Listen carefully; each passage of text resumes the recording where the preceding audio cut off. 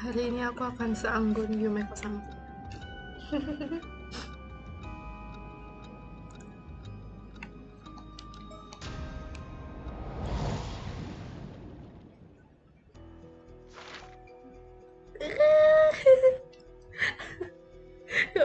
Gak bisa anggun. Ah, ini bisa ini gak sih kayak zoom out gitu? How do I just really want to see just how big is the time actually.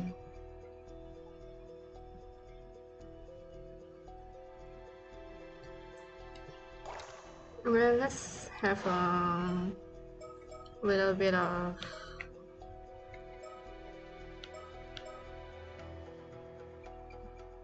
summary. Jadi kemarin kita lumayan banyak kalau ngambil ini kan, kita nyari Avi sama Shilse, nyari Samekawa gitu, terus ketemu karena mereka mau minta tamate bako. Jadi kan ternyata di balik immortality itu kayak nggak cukup makan daging mermaid doang, tapi kayak kamu harus makan daging mermaid yang dimasukin ke dalam tamate bako, karena tamate bako itu tuh bisa merestore keadaan daging mermaid ke keadaan yang sama seperti daging itu tuh ada di Ryugu gitu, kayak di dunia lain ya. Setelah kamu makan daging yang udah dimasukin ke situ, barulah kamu bisa jadi immortal. Samekawa punya tamate bakonya. Nah, terus setelah Avi cerita tentang Curse of the First Second Fish yang dia dapat, akhirnya Samekawa bilang, ayo kita trade gitu. Aku akan kasih kamu tamate bakonya, tapi kamu kasih aku apa yang aku mau gitu. Terus dibawa sama si Samekawa Avi ini ke tengah laut. Terus Samekawa cerita ternyata Samekawa itu bukan Mare ya, itu adiknya Mare malah. Azusa Samekawa namanya. Nih. Jadi sebenarnya dia tuh malah suka banget mermaid, dan saking sukanya sama mermaid dia tuh sampai kayak melarikan diri dari rumah, dan dia tuh pengen jadi diver gitu loh, karena kayak dia ingin hidup bagaikan mermaid gitu. Tapi kayak karena dia pergi dari rumah, dia jadi mencampakkan tugas dia sebagai keluarga Samekawa gitu. Tanpa dia ketahui, ternyata keluarga Samekawa selama ini kan ngejaga mermaid yang ada di Ise dan juga Tamate Bako itu kan. Dia baru tahu pas orang tua dia meninggal, dia pulang, dia baru tahu, oh ternyata selama ini kalau saja aku tidak melarikan diri, aku bisa bertemu sama mermaid. Dan dia jadi kayak super bete dan ngiri sama kakaknya si Mare Somekawa. Akhirnya dia mencuri tamate bakonya, terus dia pergi. Tapi kayak walaupun dia pengen banget istilahnya kayak ngikutin kakaknya gitu, jadi berdekat dengan mermaid itu kayak nggak ada yang mau deket-deket dia gitu. Salah satunya si Sobae ini. Ya akhirnya terus si berjalan lama, si Mare mati kan karena dia gagal menghancurkan kutukan badainya. Terus satu-satunya anak Somekawa yang tertinggal tinggal Azusa ini. Dan 3 bulan lalu ceritanya ternyata pintu Ryugu terbuka sendiri karena uh, sealnya itu kebuka kan, setelah 400 tahun emang kayak udah kebuka gitu otomatis. Terus si Sobae nemuin si Samekawa ini, bilang kayak aku minta tamate bakonya tolong balikin gitu karena aku mau balik ke Ryugu sekarang. Terus si Azusa bilang kayak kalau kamu mau tamate bakonya kamu harus ajak aku ke Ryugu gitu. Terus si Sabai kayak, ya udah deh nggak usah gitu, aku pulang aja tanpa bawa kotak itu. Dan si Asa jadi kayak, ah shit, semua rencanaku gagal gitu. Kayak jadinya dia nggak punya nggak punya tujuan hidup gitu. Nah, terus pas dia ketemu Avi dan diceritain tentang konsep the second phase itu, dia mikir kayak dia mau mati sebagai ikan gitu, kayak misalnya makhluk yang mendekati dengan mermaid. Jadi kayak dia minta Avi buat ngekeres dia buat diubah jadi ikan gitu, kayak dia minta Avi ngubah dia jadi ikan gitu loh. Terus dikasih tahu tamatnya bakunya ada di mana. Nah, terus si Sami kalau ini bilang kayak, tapi nggak apa sih, terserah kamu, toh kalau kamu nggak mau aku juga bakal bunuh diri gitu, kayak dia akan menenggelamkan dirinya sendiri gitu kan ke laut. Terus si Avi kayak ya mau nggak mau toh nih orang udah tenggelam, jadi kayak dia ubah jadi ikan, nggak coba jadi ikan juga dia mati, ya udahlah sama Avi akhirnya diubah jadi ikan. Halo, selamat malam. Hari ini absen aja matamu udah ngantuk. Oke, selamat tidur. Hari ini emang dingin banget nggak sih? Aku juga ngantuk tadi seharian karena dingin.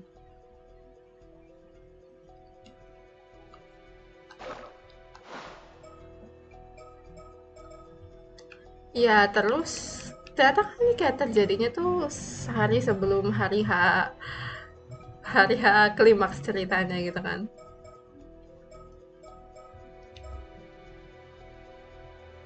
Terus kemarin kan kita bad ending ya, dapat yang kayak semuanya mati terus atau hilang ketelan badai. Terus kayak abis itu dari situ ada lanjutannya, ternyata bad endingnya ternyata Yuza masih hidup karena ya ternyata dia immortal. Dan di sini dia dijemput sama Yumeko dan Sodo karena Yumeko tahu ternyata kalau Yuza itu immortal, dan ada peraturan gitu di Jepang kalau orang immortal itu tuh harus dikurung gitu, kayak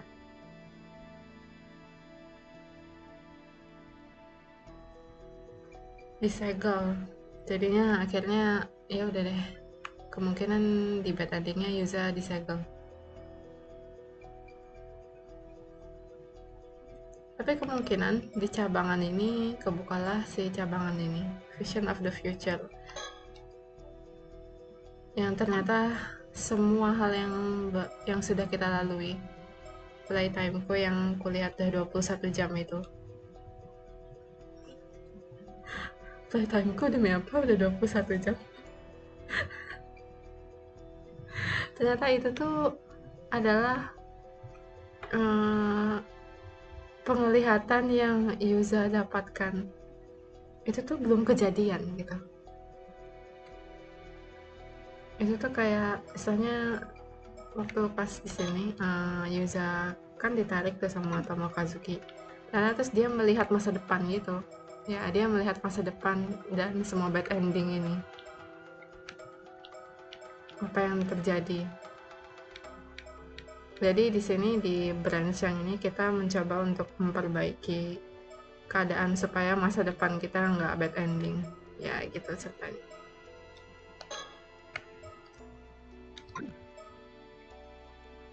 Di sini di belakang aku nggak tahu ini tiba-tiba kebuka yang di belakang. Feeling aku kayaknya Yusa sama Sato itu sama-sama udah tahu kalau mereka sama-sama immortal.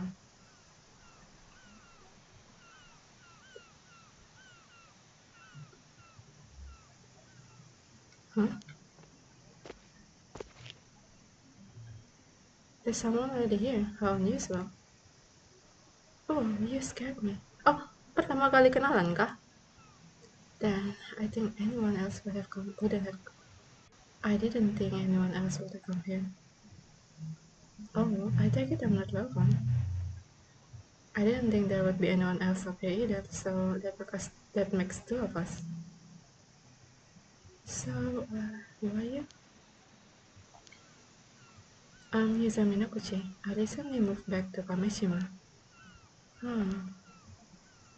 Is Sato taller than Yuza? Because that's so cute.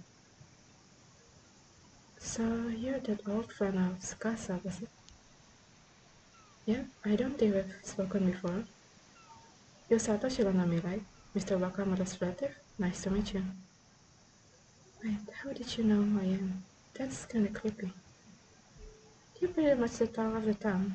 I'm sure almost everyone here knows who you are. Is that so? I'd rather not stand out.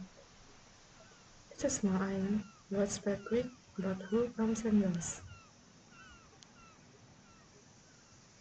Sorry, but could you leave me be? I don't feel like talking to anyone. I see. Well, we just came here to enjoy the view alone. I'll just be over here looking at the sea, so I'll be about it. That work for you? Fine.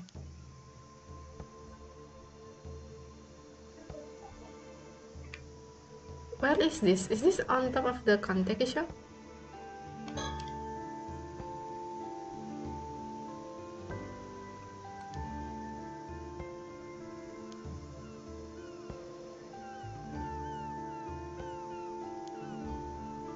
Okay, you come up here to unwind.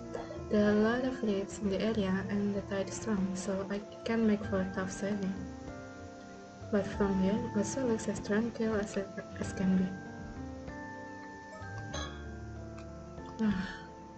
Coming here was clear up my mind. Now then, I'm back here after quitting work after just 3 months. I went to boarding school on the mainland for high school, so it's been about 3.5 years since I had to live on Kameshima.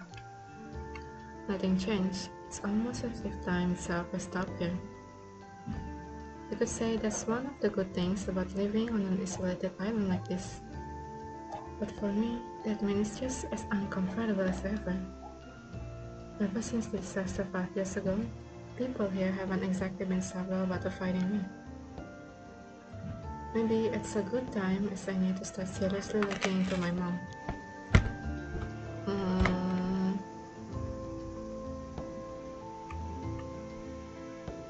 You think there's a sticker around here maybe? Sato Shiranami. Ise is a relative of Mr. Wakamura who will be staying with him for a while.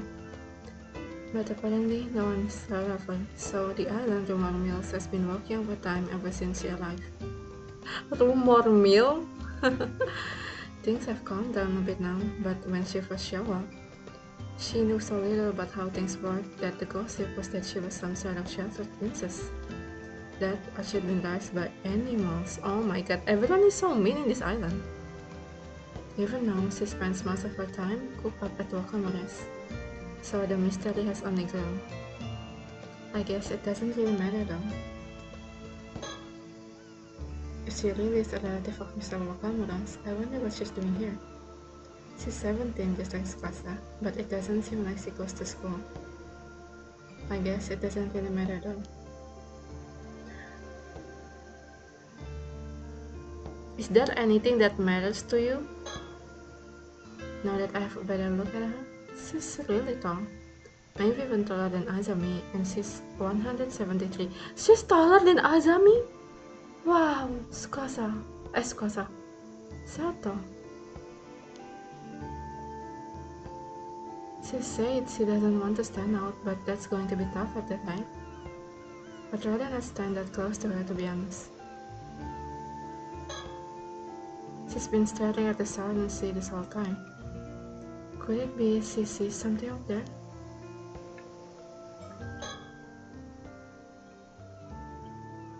The processing plant I worked at wasn't a bad place for anything, but working there didn't feel that fulfilling either.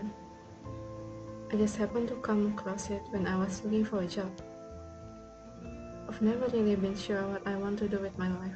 What's the processing plant? Like,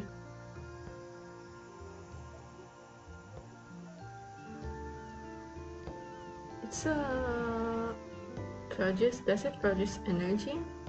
or electricity? I've never really been sure what I want to do with my life. Azami has always had a clear goal to become a fisherman. To be honest, I've always felt a bit jealous of that. After losing my parents in the desert 5 years ago, people not only began to avoid me, they avoid talking about my mom as well. At some point, I honestly began to wonder if there was much point in me being alive. I've only made it this far because of my grand and Azami.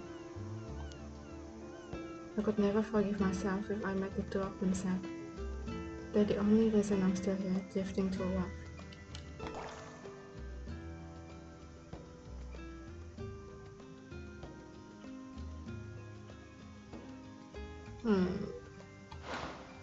Does he know that he's an immortal at this point?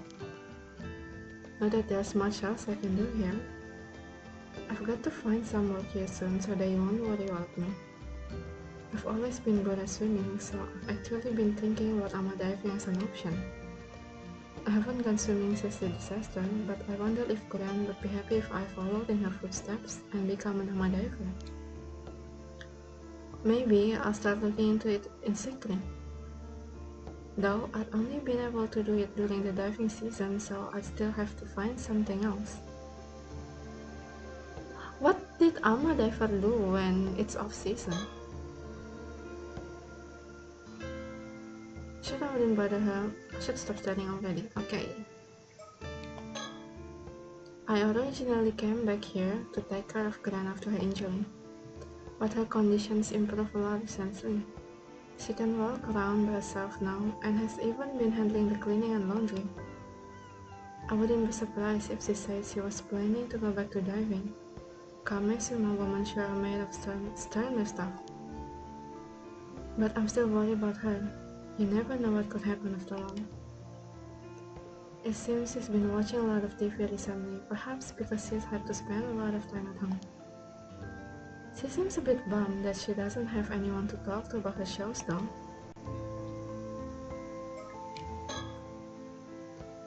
Oh, he thinks a lot. Azami was really happy to hear that I was coming back to Kameshima. He even helped me make sure my return would go as smooth as possible. I can't thank him enough. He's a true friend. Yeah, Azami is such a good friend. I also really want a friend like Azami. On top of that, he's hardworking and kind. It's easy to see why so many people like him. But he's involved in a bunch of stuff around the island now, so it must be easier than he used to be. It goes without saying, we can't mess around like we used anymore. Tsukasa has also put some distance between herself and us since she started high school. I guess she's a bit self-conscious about things now. I miss hanging out with her, but maybe this is just part of growing up. Still, it's no exaggeration to say that it's all thanks to Azami that I'm able to live here like this. I won't do anything to let him down. Aww. Right then, time to think of how to make my own way through life from now on. Sure, I have plenty of time, but I don't want to be a burden for any longer than I have to be. Plenty of time. So he probably knows that he's an immortal. Here. On the contrary, if there's a way for me to make a graceful exit and draw the curtains on it all, maybe that will be for the best. The same thoughts been lurking in my mind ever since that day. What day? What's the point in living if I'm just going to cause trouble for Glenn and Azami? No.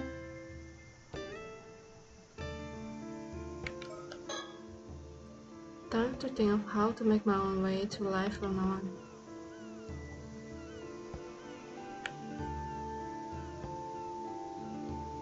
Let's look at something else. Let's not look at Sato. It's rude. They built a rest spot for any tourists who come up here, but doesn't see much use.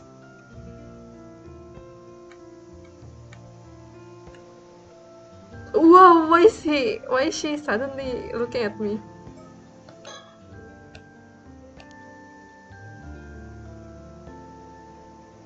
What? What's wrong, ma'am? Sis?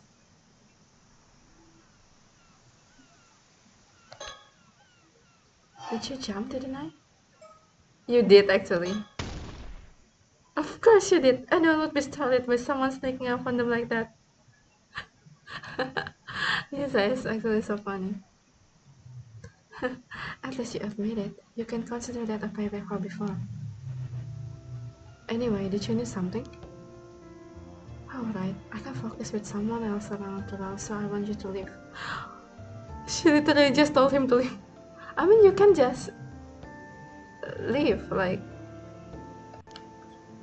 Huh? You leave! Okay, Yuza, let's be gentlemen and just leave, okay? Fine, how much will you pay me?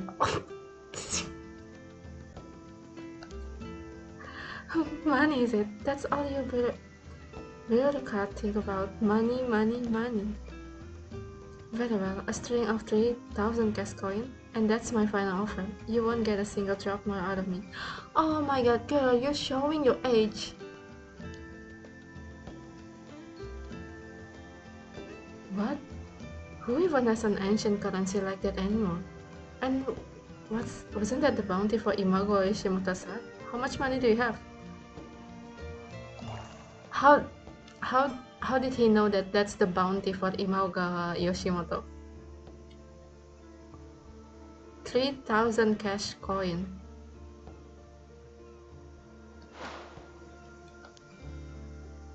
Don't worry, it's only about 60 yen in modern currency. Damn, inflation is pretty nuts. 60 yen it is then. Here you go. I do feel a bit bad if you only gonna miss the 60 yen out of the deal though. So you can have this Kameshima keychain I pick up over there. You pick up, okay. They're both so funny. They're both just weird people. It's like two weird people conversing. I'm the only normal one here. Using random stuff you pick up off the ground, the others know, huh? Still, who could have thrown such a cute keychain away?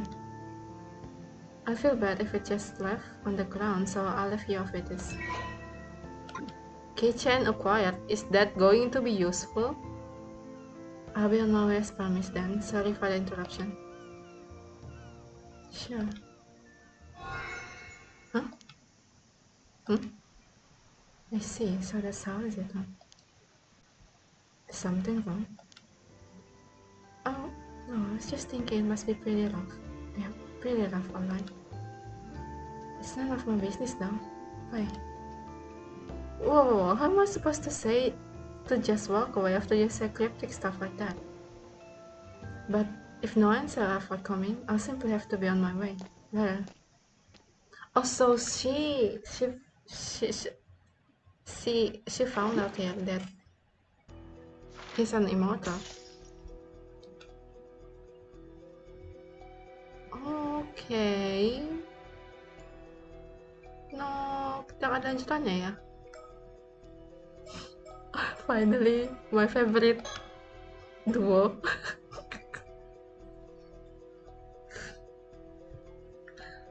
While pursuing another case, Yumeko and her partner find out that the mermaid corpse discovered in Futamigawara is that of a woman named Azusa Samekawa. The duo try to figure out what to do next.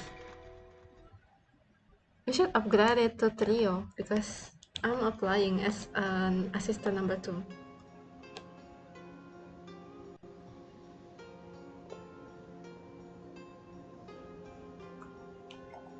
Oh, look at him.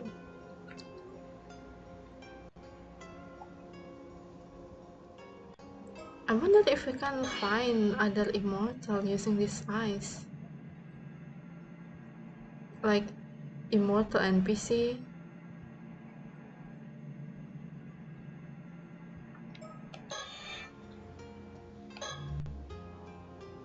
This is This large bridge spanning Onora Bay into the city is known as the Onora Bridge. I heard that the water of the bay are rich in nutrients, making them ideal for oyster farming. You can see the refuse floating in the bay. Oh, oyster, very nice. Oyster harvesting only begin in October though, so I'm afraid they're out of season right now. Oh, darn it all. I knew sea lobster were only available from October, but to think we won't be able to eat oyster either. Please don't look so sad, ma'am. We can always come again sometime.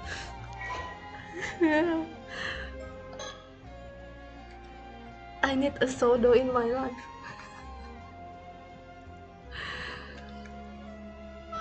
I want someone who will cheer me up that I didn't get to eat a lobster.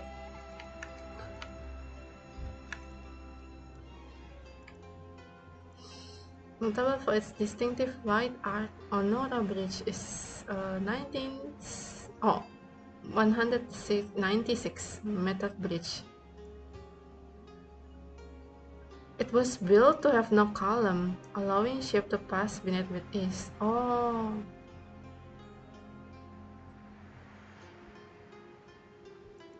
The bridge takes its name from its role as a crossing over Onora Bay, but the name is written with the character of Hem, sung in an old waka poem as a vessel for divine spirits. As such, the kanji characters that make up its name differ slightly from those to write Onora Bay. I don't know how to write Onora Bay anyway, so...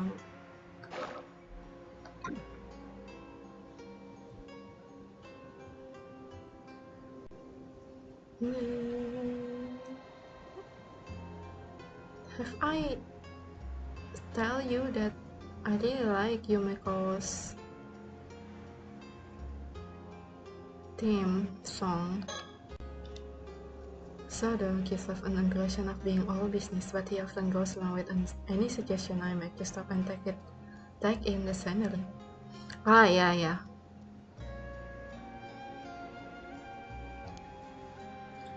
Despite appearances, I think he quite enjoy quiet moments like this.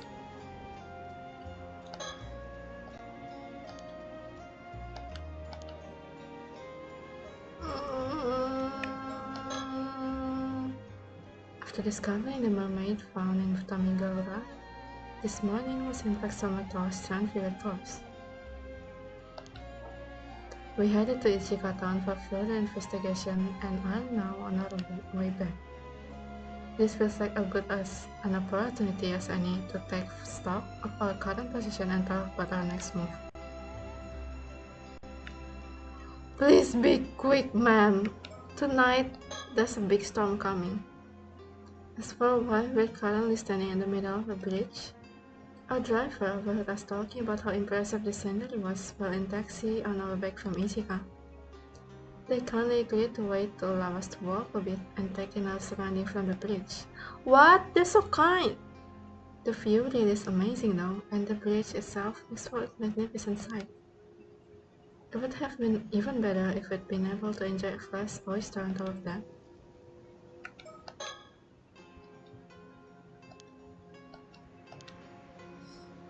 It's okay, ma'am.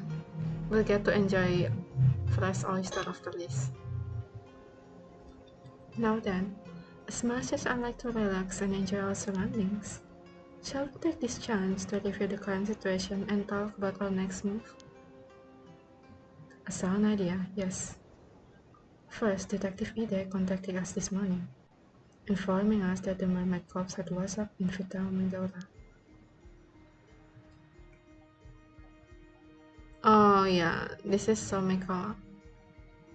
However, when we went to investigate, we discovered that the corpse was in fact that of Miss Samikawa, whose whereabouts we were looking into.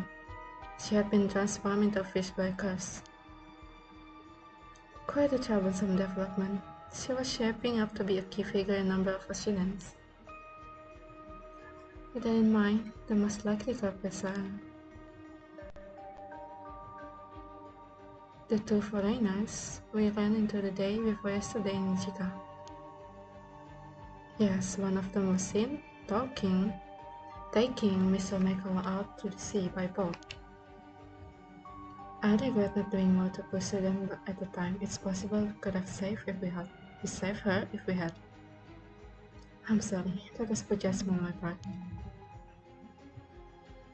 Then, the other half of the pair was a young enthusiast with ties to the paranormal affair. I believe her name was Ise, yes? That's also quite worrying. I wonder what she could be up to. If it turns out she's been using curses on ordinary people, we at Paranormal Affairs will probably be held responsible. Though I'd have the bureau agree to act as custodian for someone who would behave so recklessly. I'd like to believe some manner of circumstances out of hand. Well, I suppose if anything happens, we can just get the higher up to take responsibility. That's what higher ups are for, aren't they? Being responsible for the subordinates. I think you'll find that saying used by superior as a goal, not by subordinates to string responsibility. Despite her abilities, I doubt that girl would be able to use the curse of the Forsaken Fish. Who? Regardless of who wielded it, I think it's safe to say that a curse stone was involved. Agree. We have two people from the same town falling victim to the same curse after all. I think it's reasonable to assume that this was due to overzealous use of curse stone. Yes, the first victim was Tami Kosuma, who succumbed to the curse 2 days ago. The second was Miss Omekawa from yesterday. The state they was found in hasn't been publicly disclosed, so they're still being officially treated as missing. Still, a cursed town housing the curse of the Forsaken Fish. Something wrong? The curse of the Forsaken Fish is one of the curse mermaids can use, you see.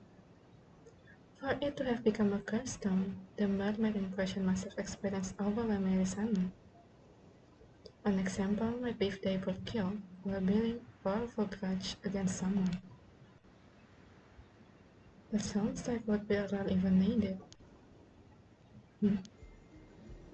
Why do I get the feeling there was a mermaid who died like that though? Who is it? In fact, the name is on the tip of my tongue.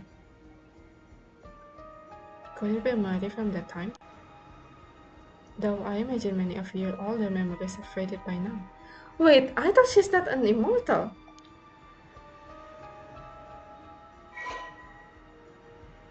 I have to try and remember what was the name of the mermaid who died with very strong feelings and descent. Is it Nagame?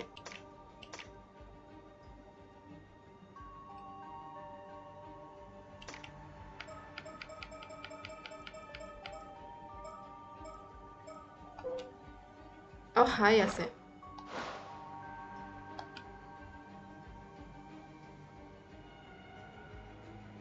Nagame is the one who travels the world.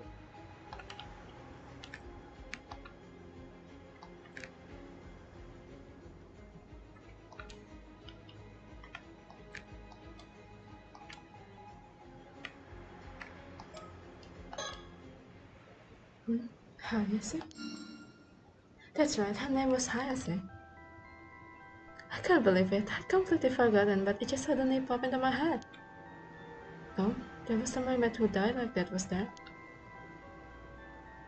There was. I finally remember. One of the mermaids who lived near Kameshima 400 years ago was called Hayase. She was captured during the invasion of Taishima and died after being brutally tortured. So, this is the first time I've heard of a mermaid living in Taishima. This is the first time? Oh right, your ancestor Harukage Tsuchimikado must have left them out of his record. The reason Taishima was invaded in the first place was to find those mermaids, you see. I see. I was unaware of the exact reason for the invasion. It's understandable. A deliberate effort was made, not to mention, mermaids in any of the records were of course left after the fact. I suppose hiding the map inside the mermaid mummy was intended to be a metaphor of sort. I can't believe I forgot something so important. But if that curse stone is related to what happened in Taishima 400 years ago, it likely has some link to the curse of the raging waves as well. If we can view the memories contained in it, we might be able to learn more about the curse of the raging waves.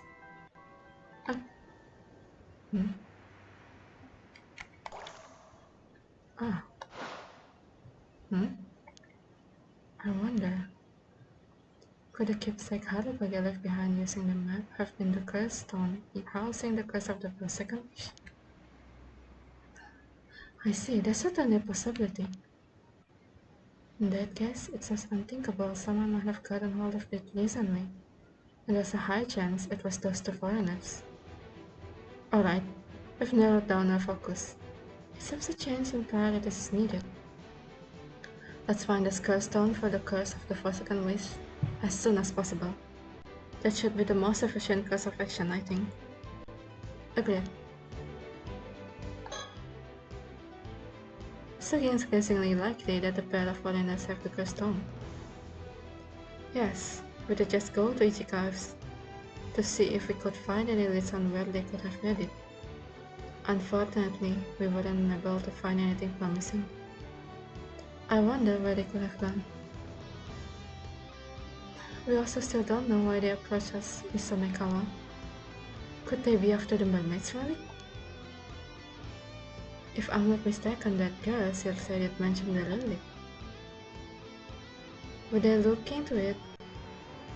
Would they looking to take it for themselves? But why would they have hid it afterwards? How did you know it's Kameshima? Kameshima? That's where they are. What? Kameshima? I thought we decided we weren't going there today. We failed to find promising leads yesterday after all. No, something tells me they went to Kameshima. And I get the feeling this is a hunch I shouldn't ignore. Alright, let's head to the port in Toba City. Let's catch a ferry to Kameshima from there. Yay!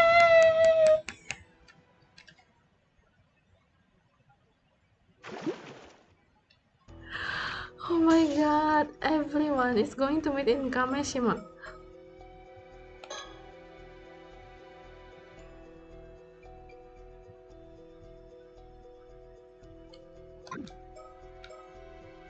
So they're going to Kameshima again?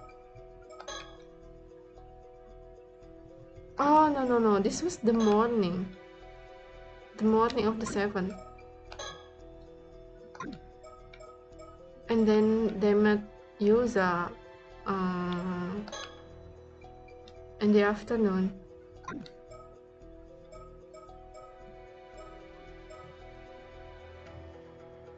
Okay, sorry, but I have to take a break for a little.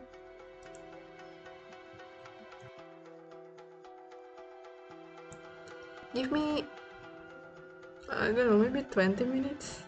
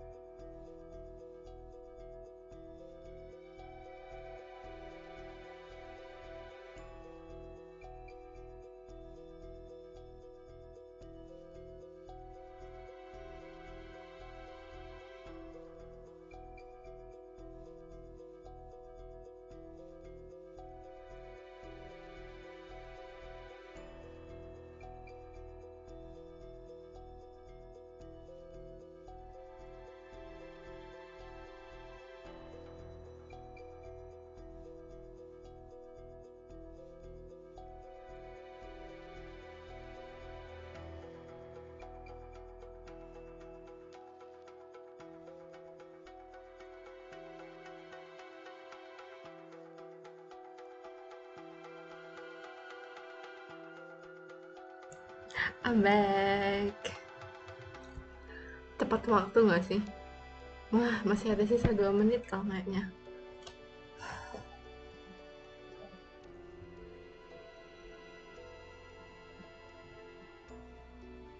Aku semakin jago memperkirakan waktu yang dibutuhkan untuk pergi dan kembali lagi. Aku ingat banget dulu waktu pertama kali kayak break ya, 10 menit, tiba-tiba sejam. Gila. I think I'm getting better. Okay, let's go mulai. What is Avi and Circe doing?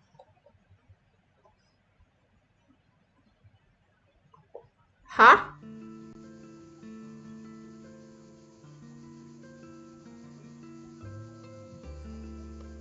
Oh my god. Yeah. I'm sorry, but aku baru ingat kalau misalkan ditinggal lama itu kadang OBS-nya suka nge-capture yang aneh-aneh, nggak jelas. Also, what the heck is another is that?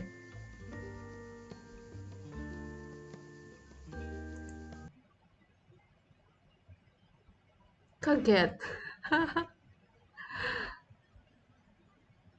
Okay, let me restart my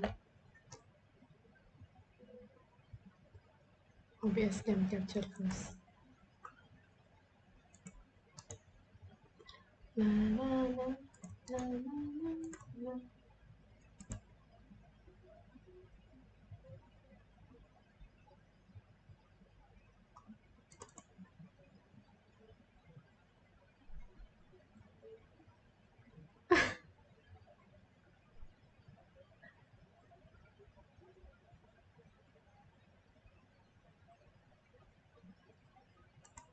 Oh my god, my playtime is 22 hours 50 minutes, 22 jam 50 menit udah. Gila.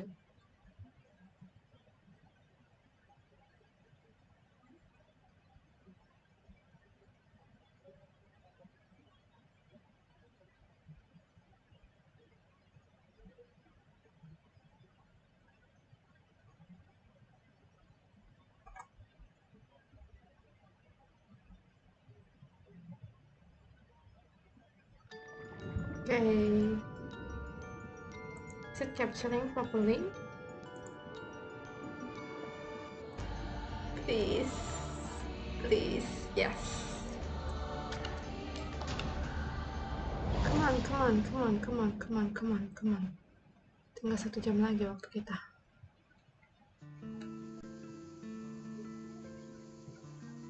Kameshima townku.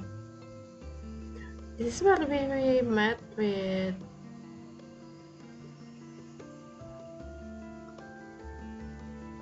Azami and Yuza before seeing Sato being cut off, right? Well, so much for that. Even after everything we went through, we've got nothing to show for it. It's almost astonishing how little we've managed to learn, like some Liver's miracle. Liver's miracle? Worse, I think the most spread and now everyone is avoiding us. This is a big call. I can't even bring up mermaids without the islander looking at me like some old foreigner who lost his marbles. And for some reason, mentioning Mother Minakuchi makes things even worse. Did people hate her song or something? Just hearing her name makes them recoil with it undisguised disgust. What a phrase. Yes, I noticed that too. Though your way of asking probably doesn't help much. Well, how about we take a break from investigating and go for a little sightseeing instead? Seems like the shrine and the lighthouse around here, so we might as well drop by. Count me in. To be honest, the way people are treating us has started to bum me out. Maybe heading to the lighthouse to unwind a bit wouldn't be such a bad idea.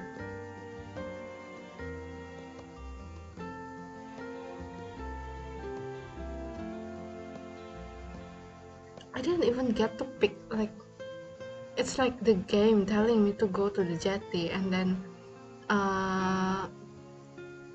what was that? The game telling Yumeko to go to Kameshima. Oh my god, Avi is going to meet Yumeko!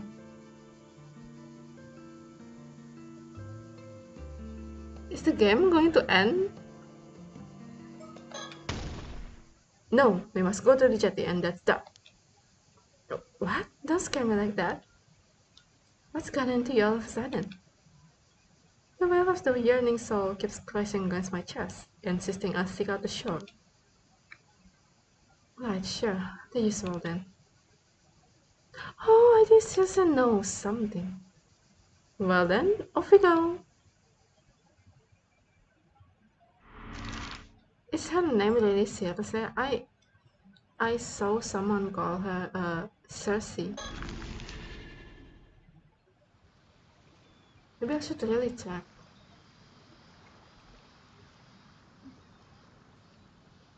Oh, it's Kikuko. I don't really like it. Oh, looks like we've got ourselves a spunky young lady here. Oh, she likes foreigner. Maybe we should have a word with her. Alright, this could be our last chance. Let's give it our all.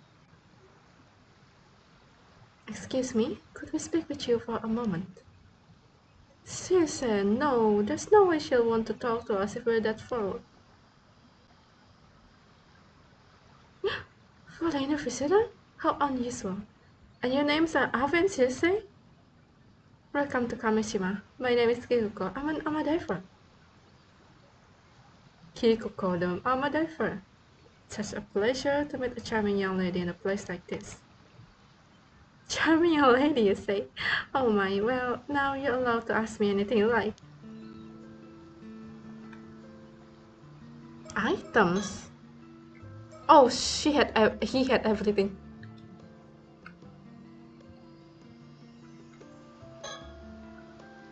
E-commerce business card. I figured I might be able to use it later, so I held on to it. The Tama Tobacco, Sacred Treasure of the Mermaids. I haven't had the courage to open it yet. The curse stone bearing the curse of the forsaken fish. Should I really be carrying this around?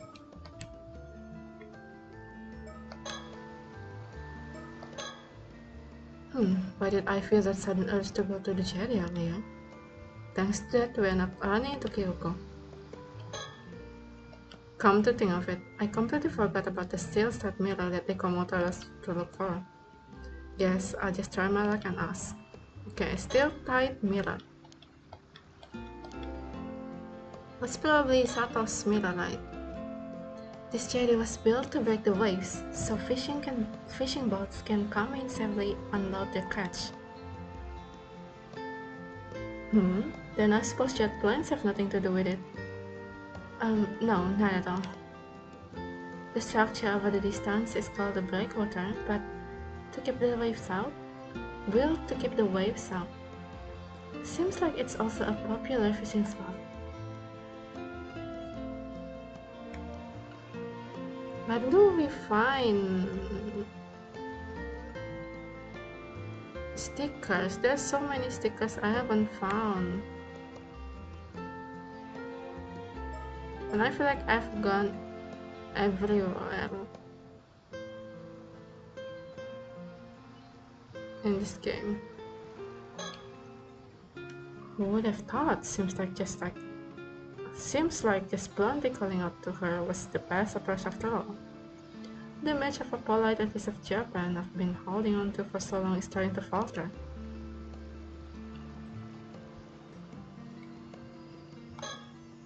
This is the most approachable of all the people we've talked to by so far. Maybe this time we'll actually learn something. It's a little sad to be this happy just because someone finally agreed to talk to us. I wonder who's to blame for that. What? You're saying it's my fault? It is probably your fault, yeah. Looks like we've made a solid first impression. She seems genuinely excited to talk to us. After all the lengths we went to, I refuse to leave this place without at least a few answers.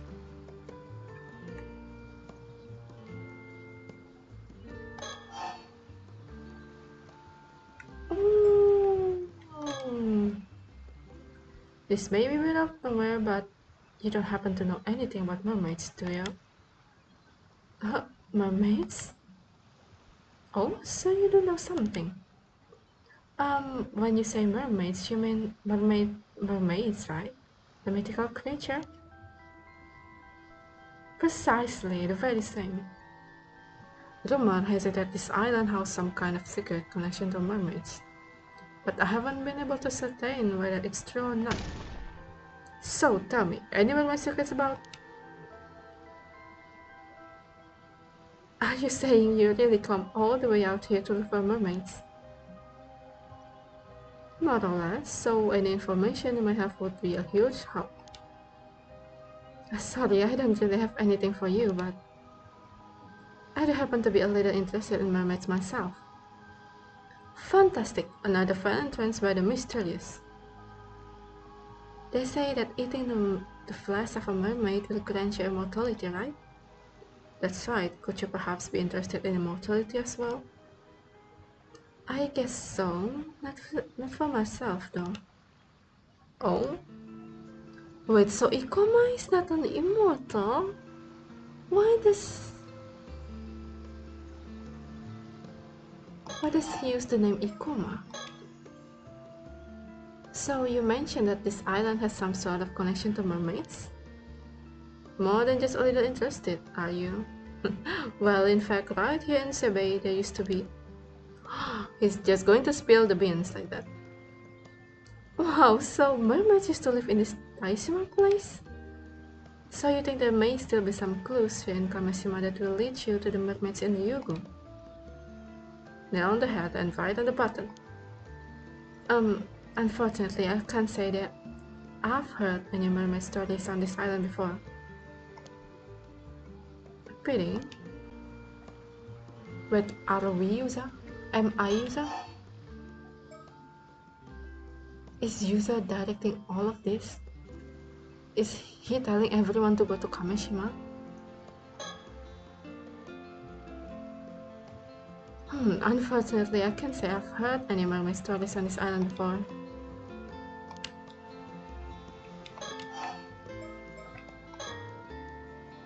So you're an active ama diver then? Are there many young divers these days? Not really. The younger generation doesn't really go for diving anymore. It just makes more sense to pursue higher education. I see. It's a real shame to see such a long-standing tradition slowly fade away. Well, it is quite dangerous after all. Can't really blame them for choosing safer option. Just the other day, I heard 2 ama divers went missing around Toba. Oh. I've been involved with both of them.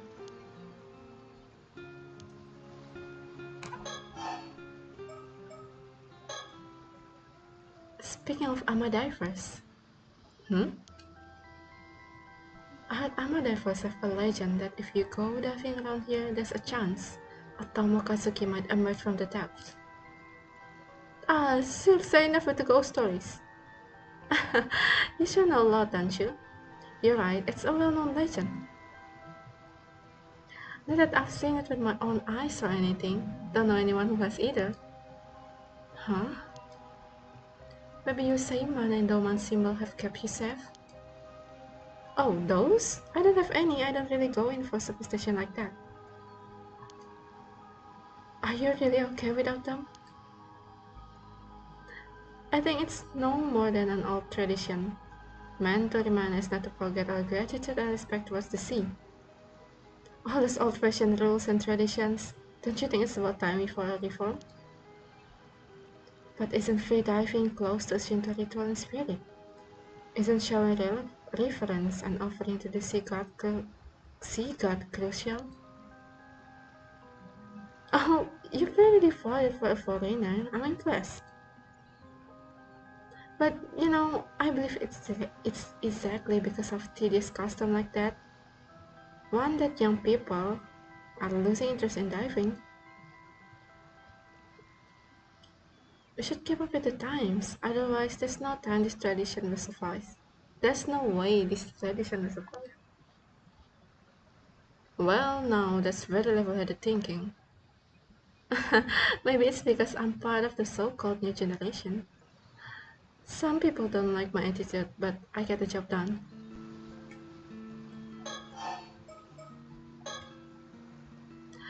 Some of the young divers go high school on the mainland and then work as an armor divers when they return home. Ah, I guess there's also that guy who just started working as an armor here. I saw him earlier. I didn't realize men could become an armor divers too. It's not like it's forbidden. It is pretty rare though. This is the first time I've ever seen it happen. Interesting.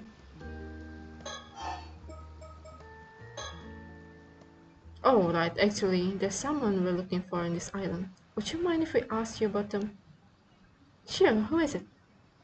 A woman named Mare Minakuchi. Ah, see, that's exactly how everyone else around here has been reacting when we asked about her. Well, what can they say? No, it's just, I'm sorry, but that woman died in an accident at sea 5 years ago. Ah, yes, we are well aware that she has passed away. Hmm? Then why do you ask? Did she leave anything behind? Or was there perhaps someone who was close to her? Anything like that? Sorry, I've got no idea. Nobody in this island really knew her. Although her son has just returned to the island. Actually, the guy I was talking about earlier, the new diver, that's her son. Her son, you say? Now it's getting interesting. We'd certainly like to meet him. Do you know where he is? Sorry, no idea. But he's gotta be somewhere on the island. His name is Yuza Minakuchi. I'll give you his home address. You might find him there. Wow, thank you. This is invaluable information.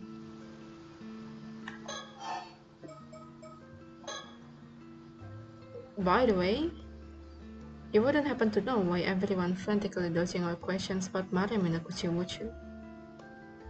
Was she such a terrible person? It's something people don't really like to talk about. She didn't fit in much with the other islander. No one knew much about her either. Why are you so interested in her anyway? Well, this is kind of a secret, but it seems that Mare Minakuchi had some sort of connection to the mermaids. Huh? You don't say. I see, so that's why. Oh, did you remember something? Not really, it's just that I always thought she was a little off, almost as though she wasn't actually human. Huh.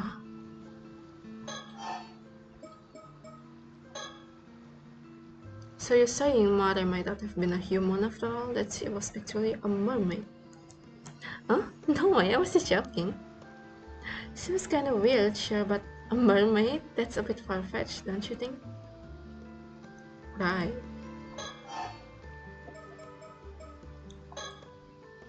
Oh, right, I just remembered. There's a particular mirror in this island that we're looking for. Do you happen to know anything about that? A mirror, you say? Well, you've come to the right moment. Oh, you know it. Locks finally on the top. Could it be that you're talking about this? Ta-da! Goodness, that's the cutest mirror I've ever seen. Cutest mirror. And that's weapon, killing weapon. This is the famous Kameshima souvenir, the Kameshima hand mirror. I had no idea it would become so famous. No way, could this be the still right mirror? Definite. Definitely not. Right. Oh, this isn't the one you're after? Oh well, since you seem to have taken a liking to it, I'd still love to let you have it. Consider it a memento to our meeting today. You are really lucky. No, decline. Actually, I changed my mind. I don't need it after all. You sure? It's free, you know. Well, when you put it like that. No, I'm sure. Absolutely decline. Um, okay, sure. If you feel that strongly about it, I won't press you. Anyway, what we're looking for is actually a bronze mirror. A bronze mirror? You mean the type you see in history books? Yeah, probably, something like that. No, I can't say I know anything about that. Shame.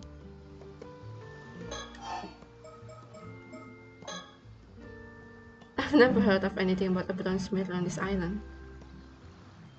Oh, that reminds me. Hmm? I got a glimpse of something in such a bag earlier. Was that by chance a tamatebako? Is it because I was looking through my things? What? I'm sorry, I just happened to notice. And judging by the reaction, I'd say I'm right. Damn it, I didn't think it'd be that noticeable. A glimpse alone shouldn't have given away that it was the tamatebako. My initial guess was just a bluff, but Avi's reaction confirmed it.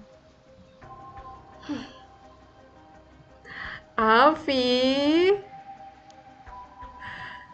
Seriously, I'm sorry. I think we should go. Come on, Sise.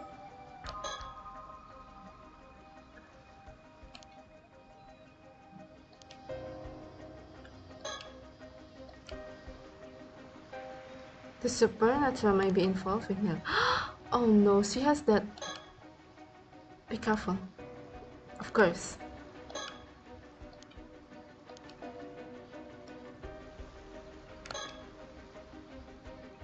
Well, not it feels like the air completely shifted, even the waves took heavy with tension. I've got a bad feeling about the way she's looking at us now. Is Yumeiko-sama here yet?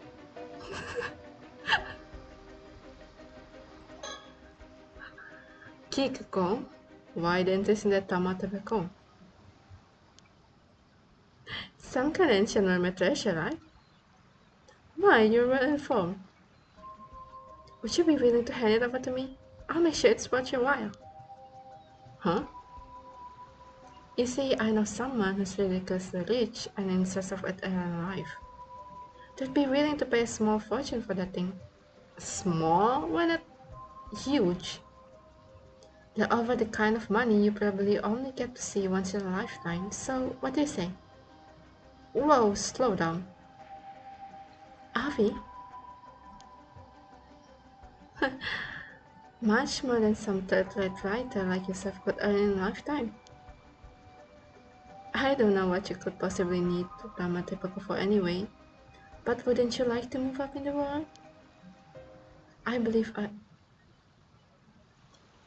I understand your offer, Kyuko. But my answer is no, not a chance. No way, no how. No way, no how?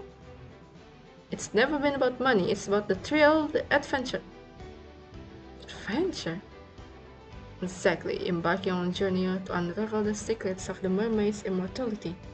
What better than adventure could a man ask for? You may call me a romantic, but that's what I am, an adventurer at heart. You've totally lost me. You're throwing this chance away for some childish adventure. You wouldn't understand. I put my life on the line to find a mermaid. I'm not handing the box over. I see. Seems like there's no reasoning with you.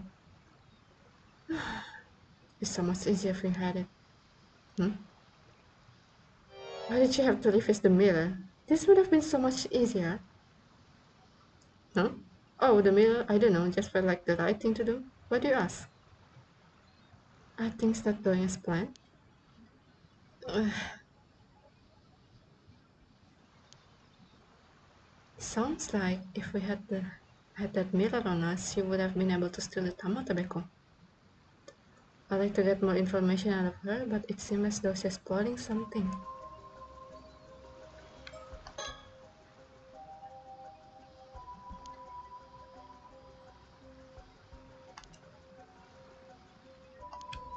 Okay, yeah. Avi, focus. I need you to listen to me, but without taking your eyes off Kyoko. Oh, I got it. I'm pretty sure she has a curse stone. What? Hmm? What's this all about? I couldn't tell right away because it was masked by heavy veil of cursed energy that's all over this island, but on closer inspection, the cursed stone's aura is impossible to conceal. Sorry, I don't know what you're talking about. What if the condition to activate her curse was holding on to one of the mirrors? Then we can relax, right? The condition is met. Well, only if the mirror was all there is to it. As long as we don't know for sure what the condition is, we need to stay on high alert.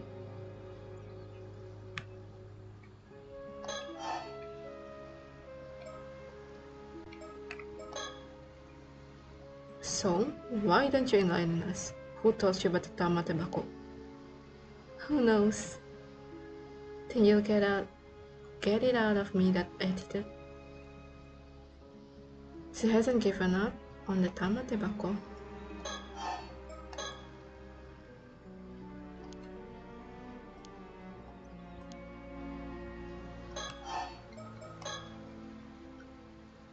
I'm gonna let you in on a little secret. Yeah? Ta-da! What are the odds? Turns out we both got a curse stone. This one is called the Curse of the 4-second fish. When its conditions are met, it transforms you into a fish and kills you. Pretty messed up, huh? What? Avi, are you sure?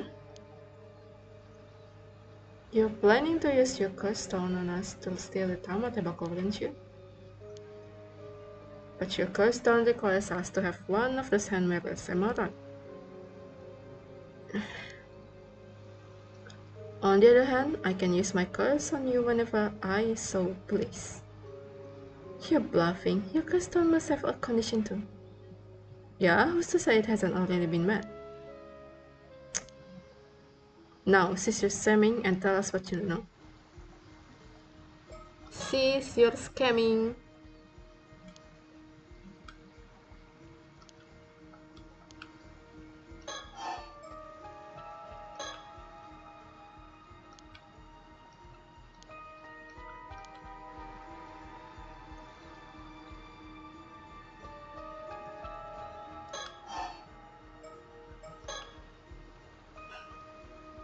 Do you have the resolve to kill someone with a curse? Well, I'm not exactly keen on it, but I am prepared to defend my life if necessary. Really, I wasn't expecting that from such a kind gentleman. You look like you wouldn't hurt a fly.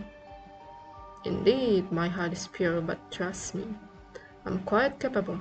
Experience has hardened my resolve. Huh? You're saying you actually used it before? At this point, what difference does one more dart to the tally make? My hands are already stained. Damn, so you're a proper criminal. Maybe I should report you to the cops.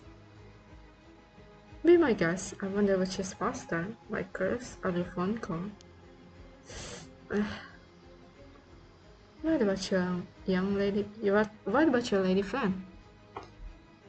Are you okay with this? I'm afraid there's no restraining Alfie. I've pretty much given up on him at this point. So it would be great if you could just give up and hand over the curse stone. What the fuck is this? You guys are absolutely insane. Oh, come on now. I think we can agree that we both have our issues.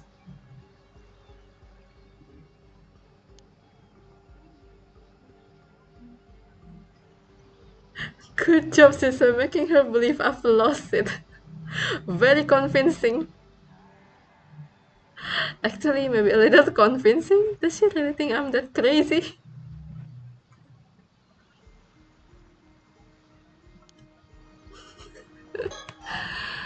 This game is so funny.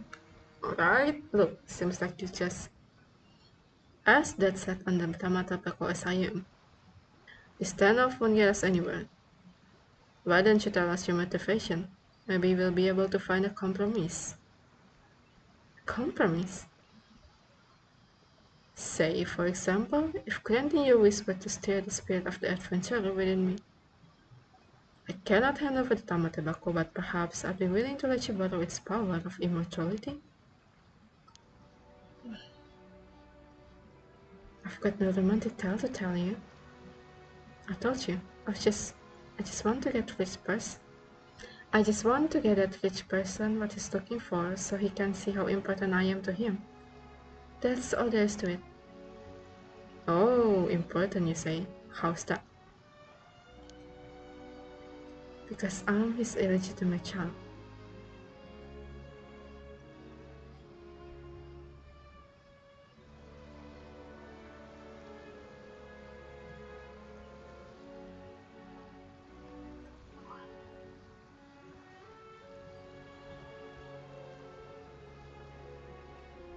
The call is also Kakudan?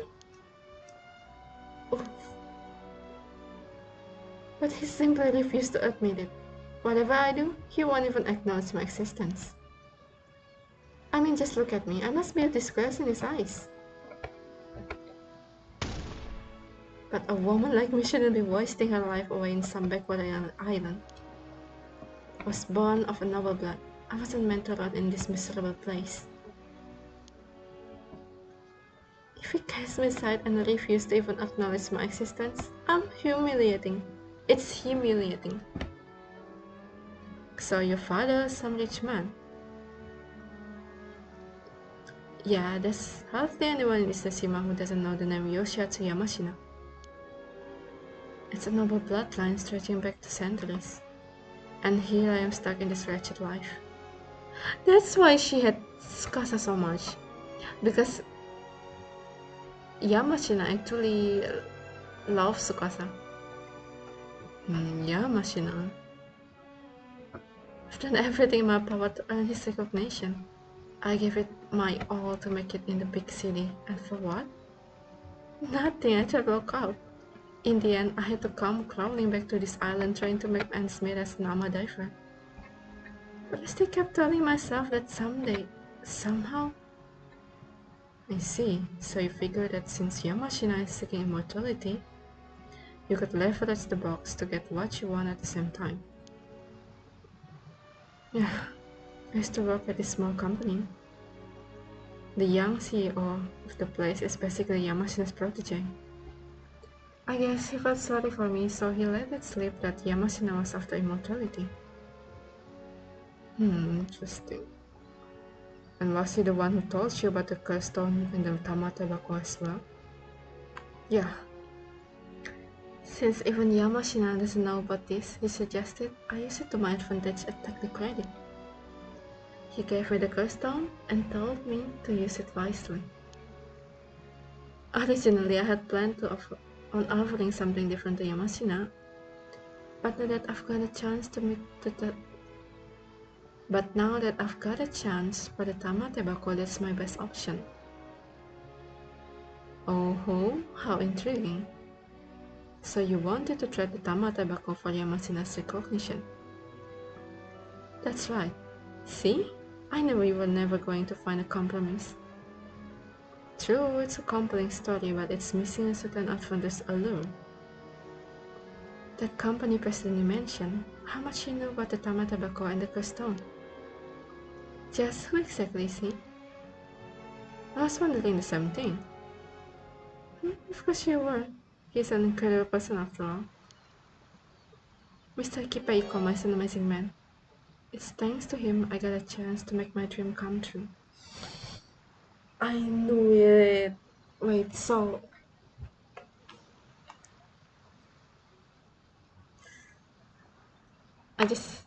My theory was right, but I just didn't expect that she is Yamashina's daughter.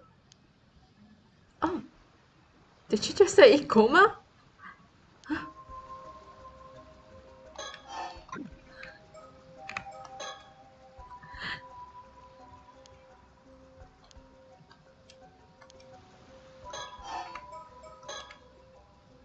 Keep Ikoma, you say, from Sala planning?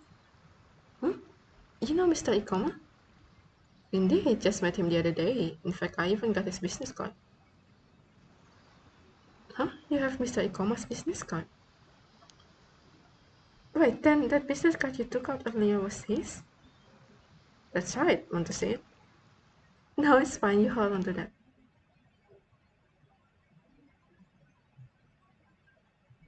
No, no. Get rid of it. Huh? A curse cycle? Yikes, did we mess up? Plakas aesthetic guide his path and with the thy masterful hand protect him. Oh my god, seriously? Why? You have Mr. Ikoma's business card. The conditions have been met, so why? Yikes, I thought I was done for. You were. I'm sorry, all I can do is delay the curse. I can dispel it. It's going to take effect in about 1 minute, so you need to do something before then. Huh? Like what? A curse is dispelled by eliminating its caster. What comes next is up to you. What? Eliminate? Why do I have to keep doing this? Ah, damn it, I refuse to die here. Yeah, what? What's with you? Ah! She fell into the water. It's now or never. Okay. Ah, no way.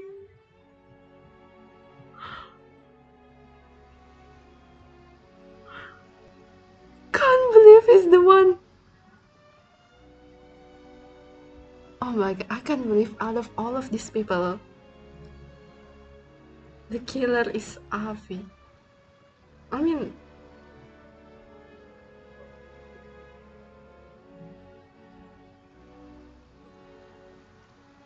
it's self-defense, but like, what? Am I doing the right thing?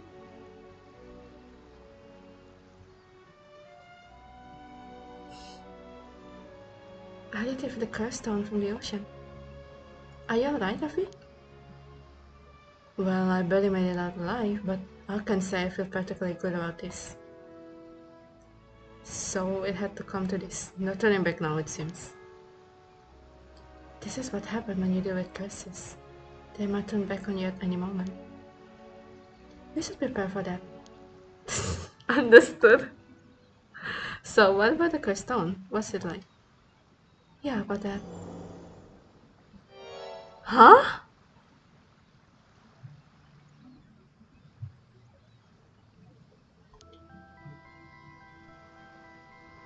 That's right. A palm-sized bronze hand mirror. Wait, don't tell me the steel-type mirror was actually a curse stone all along? What? Hmm. The curse stone's resemble memory doesn't seem to indicate anything like that. So this curse stone had resentful memory too, huh? What did you learn? There's so much information, it's hard to make sense of it. Here, take a look for yourself. Don't just toss it like that, it's a curse stone, not a baseball. So you're not gonna look? Of course I am. Let's see. Oh my god, they're just passing curse stone to each other. A mermaid? There's a mermaid? What is that Heike? Biography Tomoshige. Could it be that Ikoma is Tomoshige? Because there's a chance that Tomoshige is actually an immortal too, right? Because he ate the mermaid flesh together with Sato. Probably. Kiyomori's younger brother, Yorimori, in the latter half of the Heian period at the height of Taira clan's power.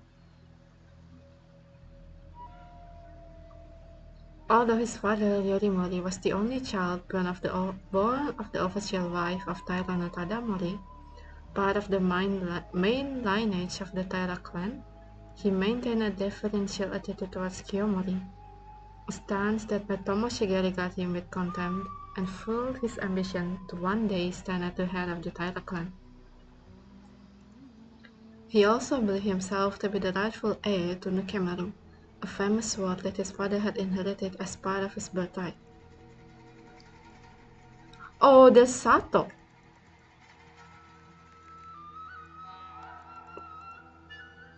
Sato, the girl from Kusav. Oh my god! It's confirmed. Kippei is Tomoshige. But then, if he is an immortal, why would he want an Tamatebaku?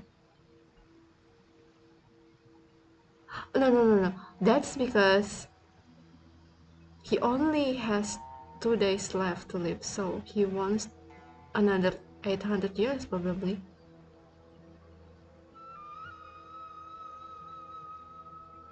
At around the same time, Sato was living a simple life in Kusawa village, the place of her birth.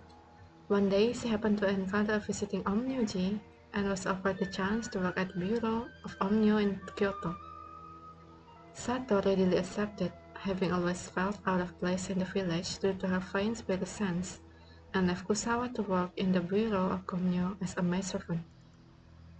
Noriko gave birth to the Imperial Prince, although Tomoshige visited the palace with his father to celebrate the birth. He soon grew bored with the posting and left, only to encounter Sato, who was attending to odd jobs nearby. Tomoshige was intrigued by Sato, who made no attempts to curry favor with him and whose thought he found difficult to read, and he frequently visited her from then on. Not yet having an official wife, it was not uncommon for Tomoshige to spend his time on dalliance with women, with Sato being the latest among them. However, as their interaction continued, he found himself becoming particularly drawn to her. He eventually had a pair of bronze hand mirrors made and gifted one to her, telling her to carry it with her all times as a sign of their vow to each other.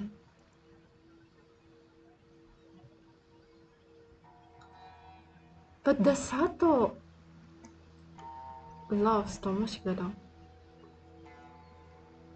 In 1185, the Taira clan was defeated in the Battle of Dan-no-ura.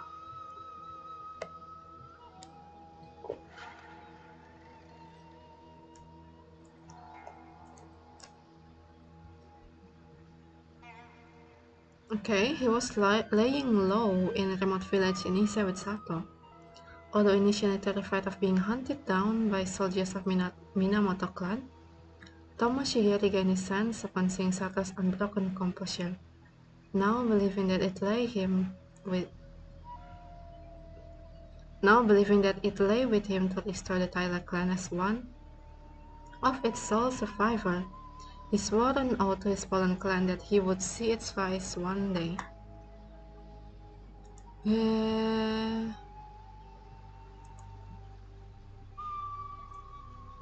With survivors of the Taira clan being hunted down across the country, Tomoshige continued to research for a way to turn his situation to his advantage. In the process, he suddenly remembered a box that his grandfather Tadamori had left the family, a tamatebako.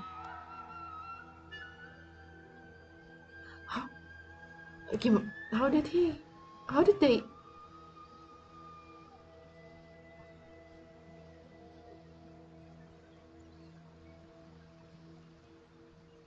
preferred by cegukan?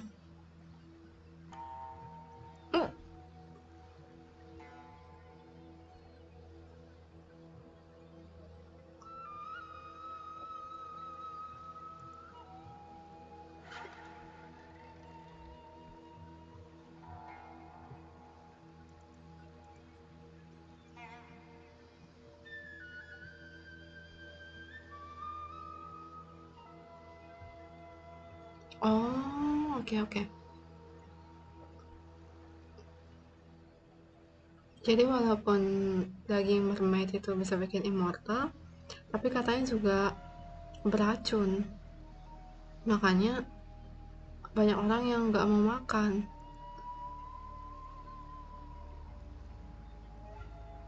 Believing that dying to poison would hardly be any different from their fate if they were caught and killed, Tomoshige located the tama tobacco and pried upon the lid. However, all that was inside was a dried sliver of meat, so shriveled as to resemble a splint of wood. Dubious, Tomoshige put his misgivings aside and ate the meat, but felt no different than before, believing that long years had robbed the meat of its power. And seeing the tama tobacco as his only clue to find a mermaid, he boarded a small boat with Tato and set out to sea.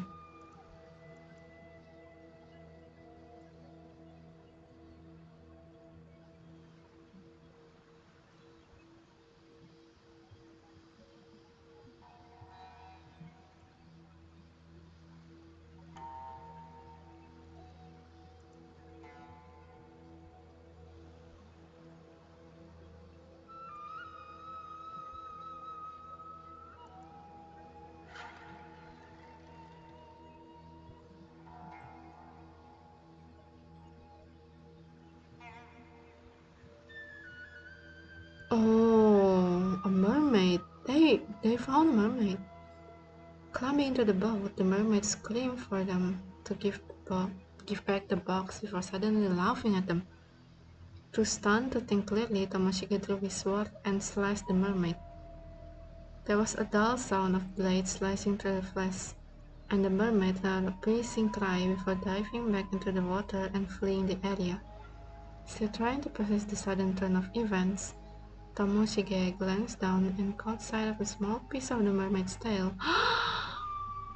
He picked it up only to find that it continued to twitch even as he held it. Finding himself too discouraged to try eating it immediately, he decided to stow it in the tama tobacco for the present. Eventually, after some hesitation, he was started to eat despite her protests. They waited a while, but no chance seemed to come over her. So he died? Thinking that the amount of mermaid flesh simply hadn't been enough, Tomoshige made to pursue the mermaid, but as he did so, he noticed the mist around them had cleared. As the two looked around, they realized that their small boat was surrounded by ships belonging to a band hunting down remnants of the Taira clan. Alarmed, they tried to flee, but with their attackers pressing on them from all sides, were unable to find a means of escape. Amidst the chaos, Sato was struck in the head by an arrow and fell to the sea. Tomoshige, still determined to retaliate, continued to frantically resist with his sword. However, he was vastly outnumbered, and unable to break through his attacker ranks, was ultimately cut down in a single stroke. On the brink of death, Tomoshige's gaze fell on the crest worn by his pursuer. Consumed by the bitter regret at his failure to restore his clan, he directed the full burn of his resentment towards the symbol as he sank beneath the waves, cursing his enemies and clinging to his vindictive hatred until the very end. So he died.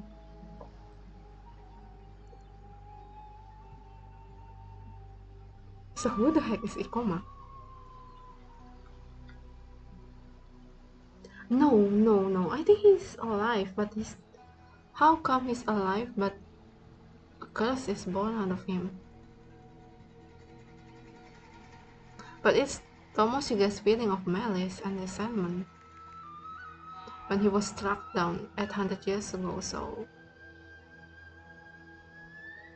it doesn't say that he died.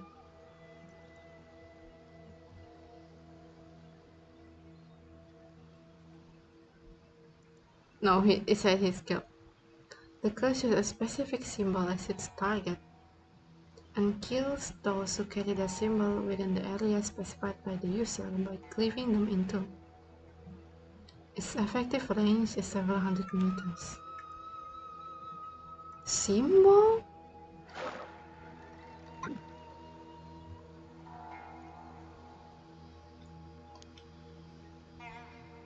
Kaiden Tomoshige? Never heard of him. He wasn't exactly what you call a historically important figure even within the Heikei. Seems that he sought of the mermaid's power of immortality to restore the Heikei, but his precedent failure. That discernment must have dwelt within Tomoshige's bronze mirror, eventually turning it into a cursed stone. Most likely.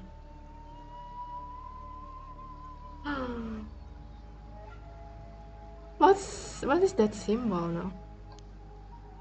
So that's what it was. If only we realized it sooner. Well, what's done is done. Don't be too hard on yourself. Kikuko mentioned she got her curse stone from Ikoma, right?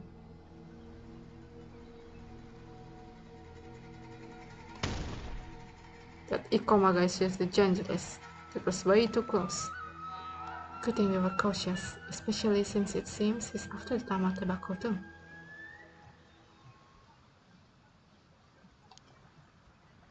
Although he may grow suspicious if we can't contact Kikuko anymore, considering he's after the Tama tobacco, there's a chance he might still chase after us. We need to keep our guard up. I think it's safe to assume he already knows about Miss Somikawa and the Tama tobacco. I do wonder why he told us to go look for the steel-side mirror. Well, it's not his mirror, and we've got no reason to follow his order anyway. I'd rather try and find out more about the mermaid as soon as possible. You're right, we didn't learn anything from Kyoko. Looks like we got no choice but to continue our investigation of the island, shall we? Can we throw out the... Could you hold on for a moment? Yumeko-sama! Someone's there. Ah! Ah! You! She looks so intimidating. I love it so much.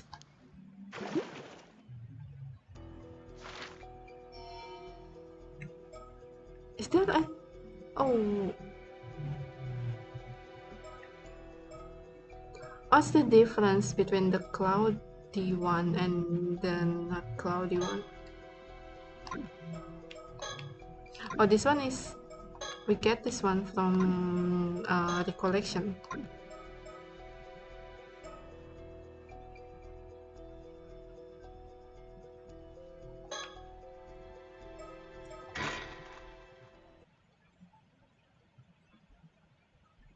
We can listen.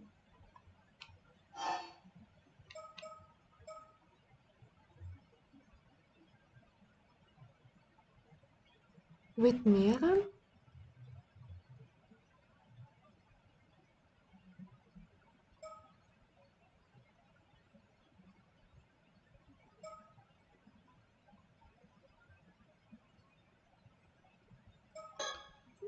I think we have to throw our...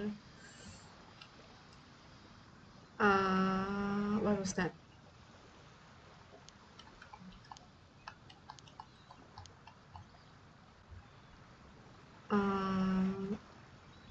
Business card.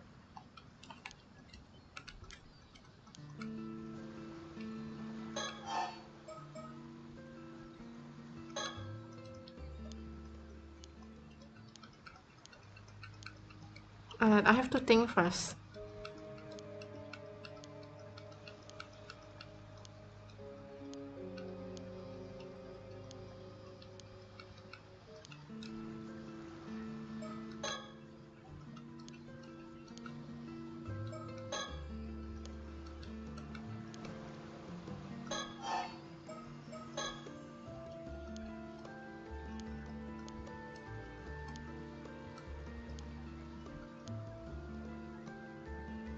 I never realized that they have the same design.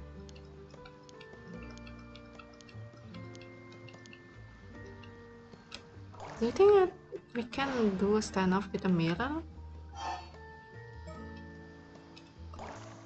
Wait, let me save.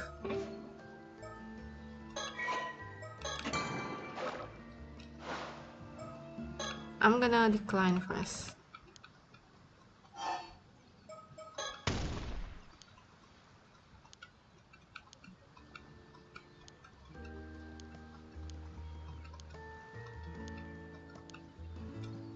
And then we can maybe throw this out.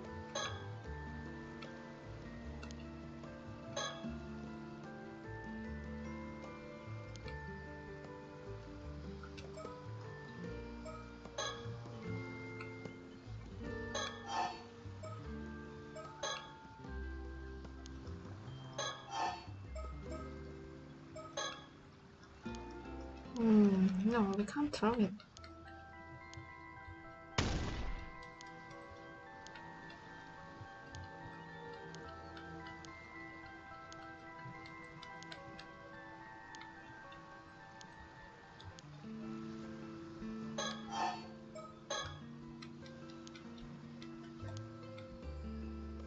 I think there must be some way to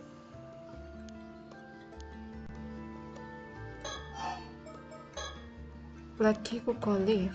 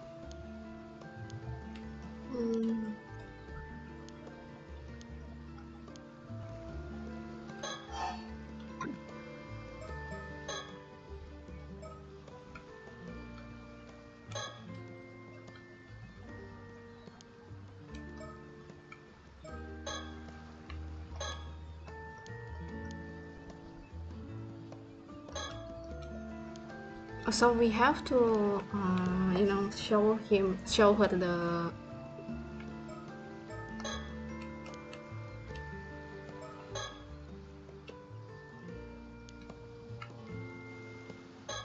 tama tobacco first.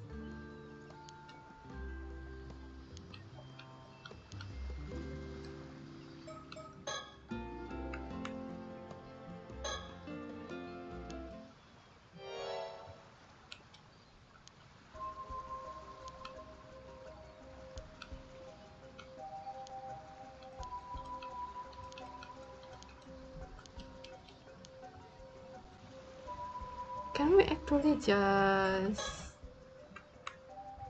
throw this out, please? Okay, we can throw it away. Why throw it away?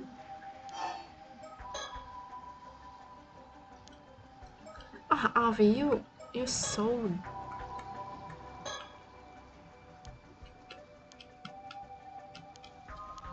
Okay, I guess after hearing about Ikoma, we shouldn't say anything about Ikoma to her, then throw it.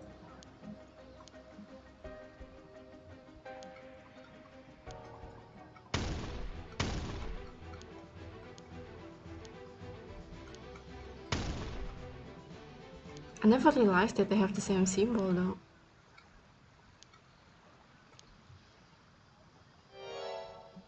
But how did Tsukasa has that symbol then?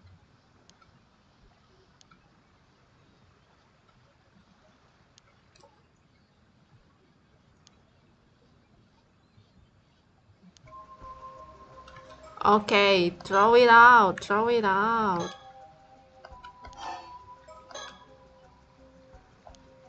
You should get rid of it. You don't realize it has the same symbol as the mirror?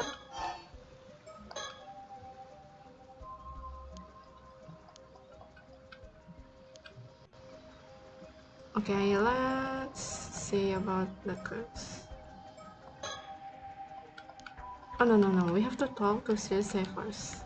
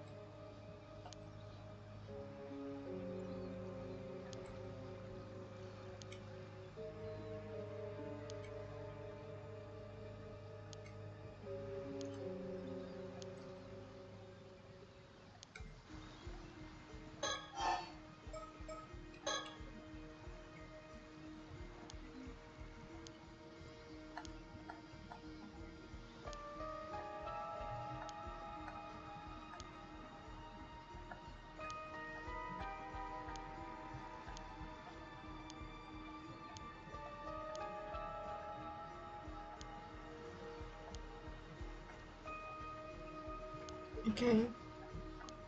I'm going to extract some more information out of her.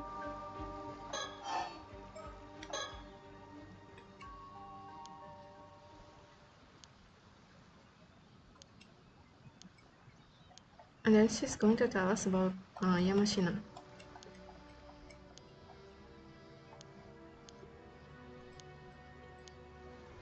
How many illegitimate child does he have?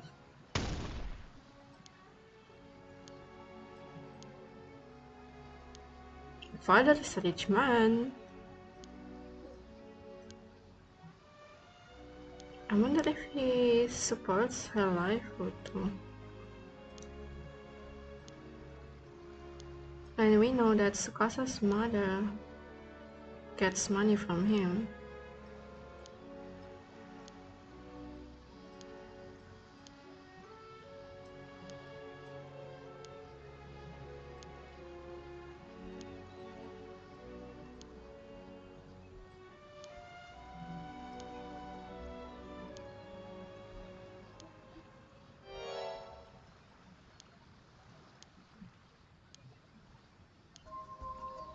Okay, throw it out, throw it out, throw it out, throw it out.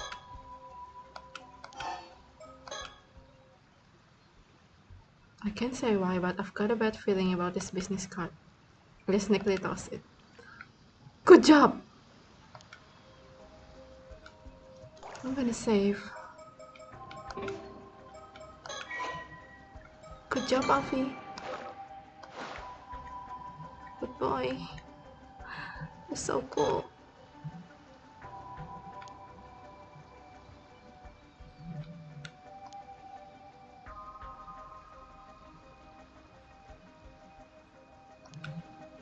Ideally, we take away her stone too.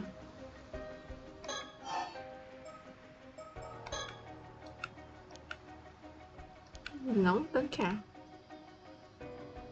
Yeah, on the other hand, we've laid pretty much all of our cards on the table already. Are you talking about? What are you talking about? Who would do such a reckless thing? You must already know that the Tamatebako loan doesn't go plenty mutuative. You also need a flash of a mermaid. You wouldn't happen to know where to find that, would you? Tough luck. I hear that Yamashina's already got his hands on some. Come again? Rumor has it he come across a mermaid's dead body somewhere out at sea. That's why I need that Tamatebako. If I gave that to him, he'd have no choice but to finally recognize my words. Could it be her? Yeah, it's her. From Sala Planning? You know Mr. Kuma? Indeed, just met him the other day. In fact, I even got his business card. You have Mr. Ikuma's business card? Oh, never mind. My bad, my bad. I must have left it at the inn. I can't believe this. Seriously? What is it? I figured it out, the condition. Really, what is it? It was hidden on the hand mirror all along.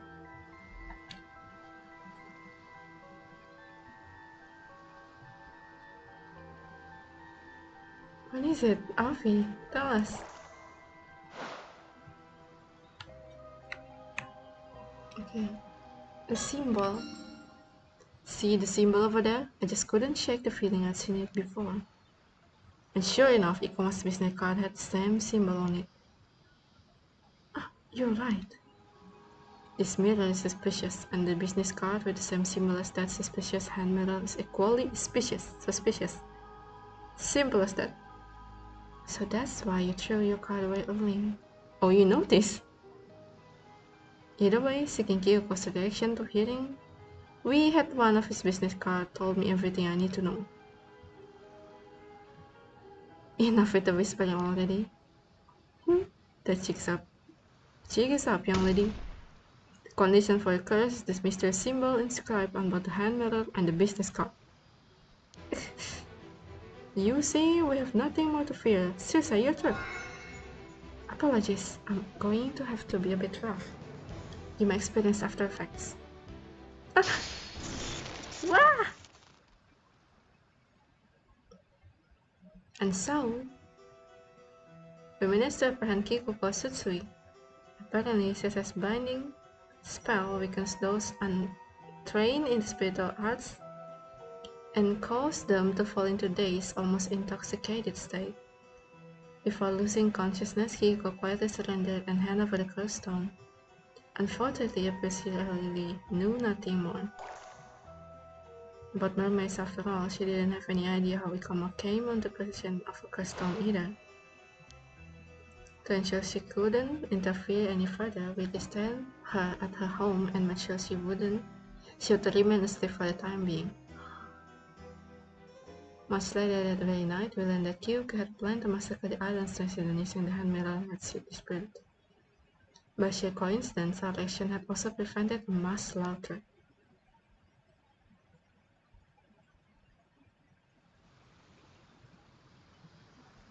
So, what about the cursed stone? What's it like? Yeah, about that. A bronze mirror? That's right, a palm-sized bronze hand mirror. Wait, don't tell me the steel-stud mirror was actually a cursed stone all along. The cursed stone's suspendable memory doesn't seem to be indicated anything like that. Okay, we already read this one.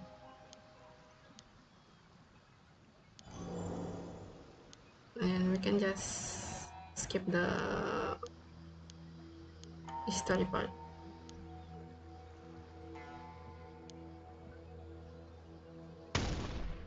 Slippery snake. Ikoma is really a snake, huh? I still don't understand though. Who is he? He must be Tomoshige, right? But like, if Tomoshige is not died, then how come he has a curse?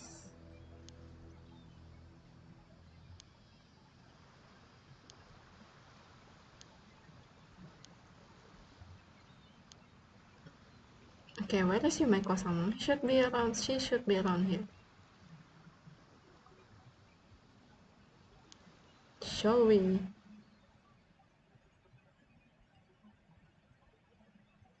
Could you hold on for a moment? Someone's there. Ugh! Ah! You! Oh my god. Yumeiko-sama, you're so beautiful. Possession? You can still do this one?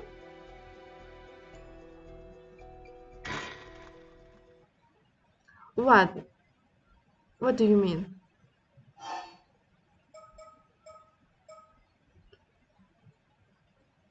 Current state Kyuko has been subdued.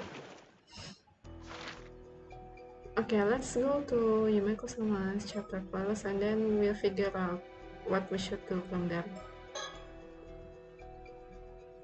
Yumeiko believes the key to dispelling the curse of the raging waves lies in the curse of the Forsaken Feast cursed stone. She arrives in Kameshima to trace the staff of the two foreigners. I don't understand.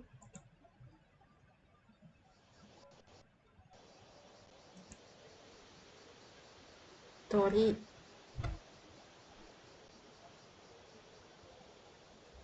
I see. You would be Mrs. Shiki.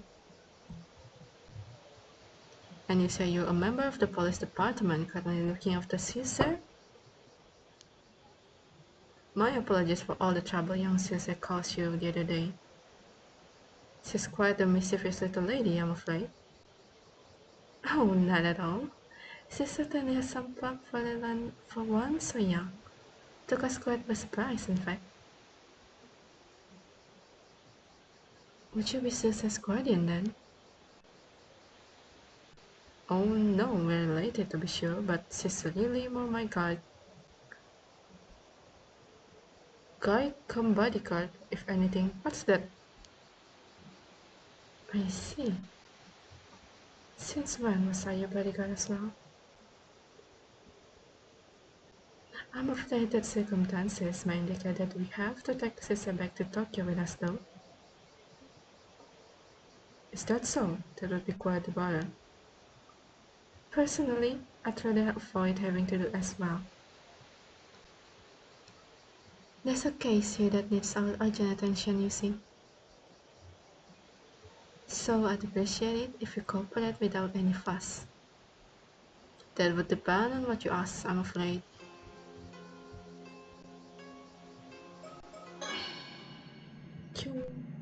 Oh! Thank you so much, Yumeko-sama. You are our lifesaver. Somewhere around here.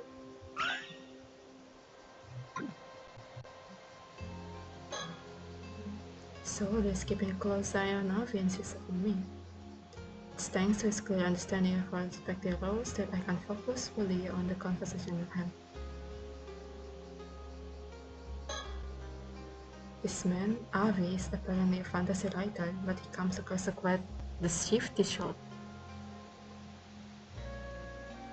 I don't doubt he'll start trying to throw us off his trail the moment he sees danger. I'll have to watch my step around him.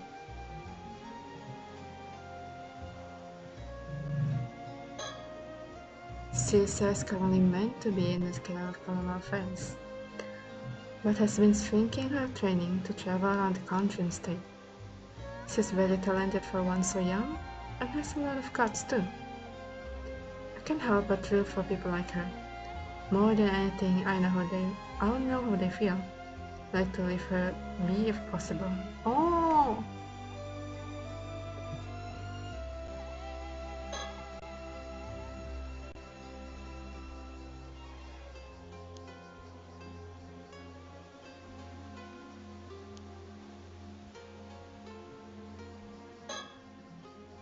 By the way, Susie, I was told to tell you to return to Tokyo at once if I saw you.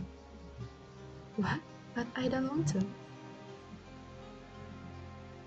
Why did you say that? Well, I was only asked to tell you, no more, no less. What you choose to do with the message is up to you. Thanks, I think. If you want to know what happened, ask Avi. I will, thank you.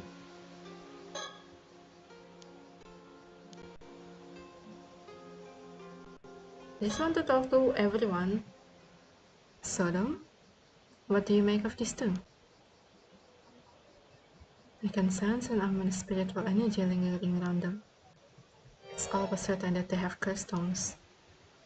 I see. We don't have time to play games then. It seems like a direct approach here with the best here. Wait, you mean both of them have curse stones? Yes, both of them. The girl is managing to camouflage the energy from the one she has, but I managed to catch sight of it for a moment. So we're dealing with two curse stones, are we? The energy from the curse of the raging wave is currently permeating the island. It's so strong, I almost miss the energy from the curse stone.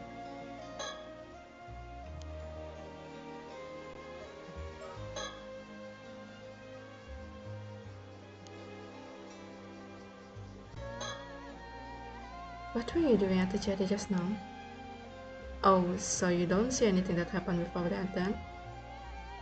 Would it be convenient for you if we had?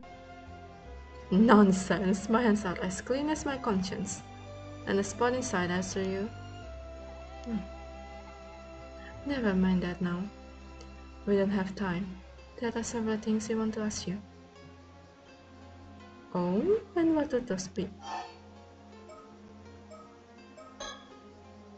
First, I think we should talk about the incident this morning.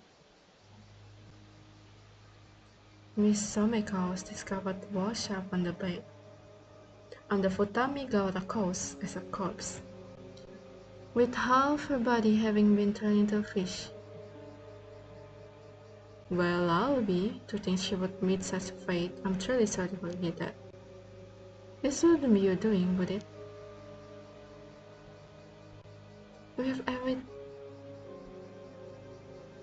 We have eyewitness reports that she was seen 2 days ago heading out to sea with Mr. Mikao by the road.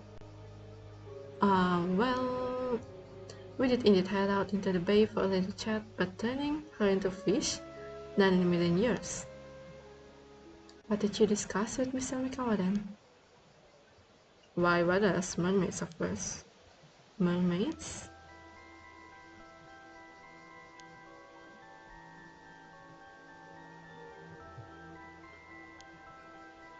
I see, so you know that Mr. Mikao was a descendant of the sole survivor of Taishima.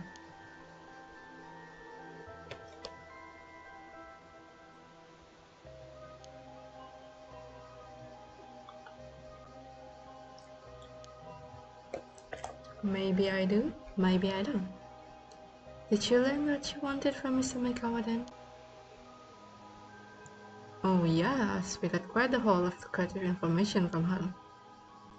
The knowledge that one of the Taishima mermaids lived hidden in the depth of Ise Bay until a scam few months ago for one.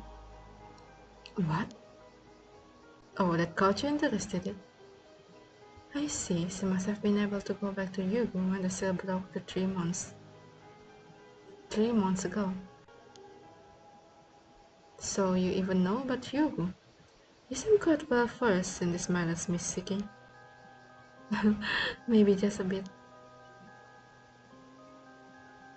So, now that you know where there are no longer any mermaids to be found here, have you given up looking for them? Hardly. There should be one more mermaid out there somewhere. We're here today to see if we can glean some hint to her whereabouts. Ah, I see.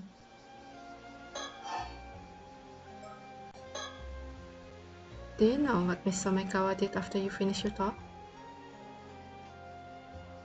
No, why would I? We parted ways immediately after we got back to shore. I haven't the foggiest what happened after that. Where did you learn that Miss Somekawa had a link to the mermaids? I'm very sorry, but it's against my policy to reveal the identity of my informants. Is that so?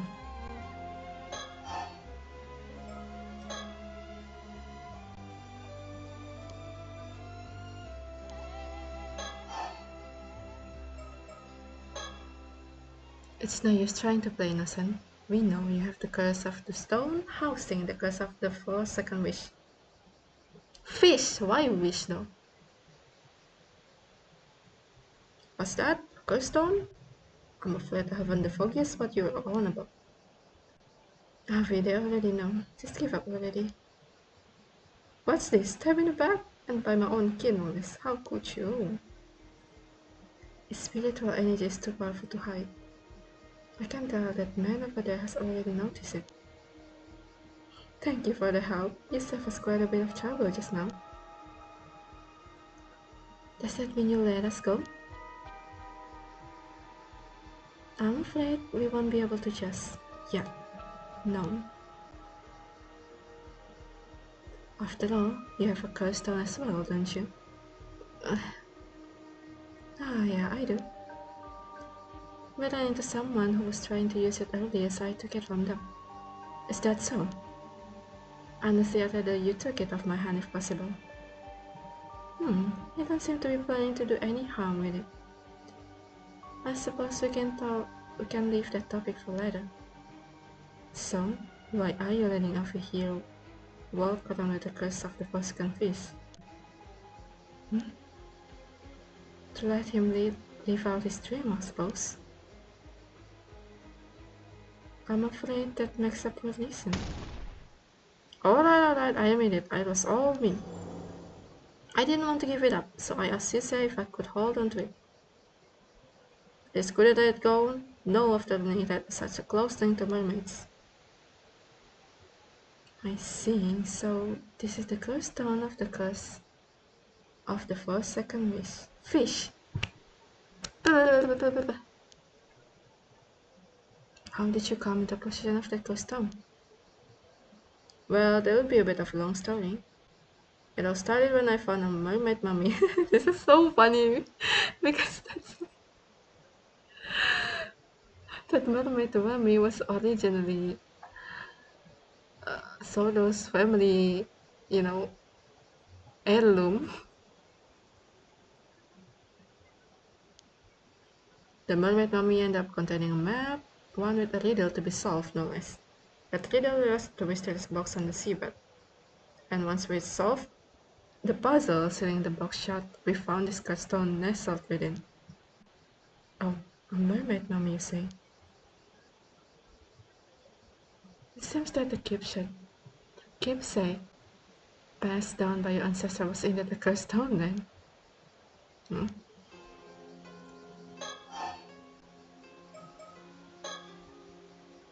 By the way, I thought I heard you say something about the Omnyoji who sailed away this cursed stone just now. Am I correct in thinking that they were the ancestor of this young man here? That's right. He was an Omnyoji by the name of Harukage Tsuchimekado. It said that he had a clue to lifting a certain curse within a mermaid mummy. Hence, our search for the object in question. I see, and that mermaid mummy ended up crossing the Pacific, passing from hand to hand until it reached my great-grandmother. It's quite a miracle that this cursed stone is here with us today. Almost romantic, don't you think? I suppose you could say that, yes.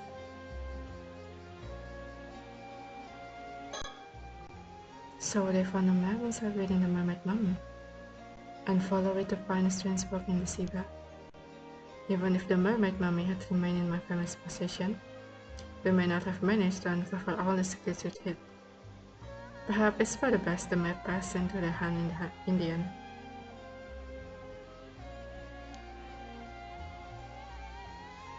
As much as I'm reluctant to admit, you may be right. Although I get the feeling that Avi will let it go to his head, so perhaps we should keep this to ourselves.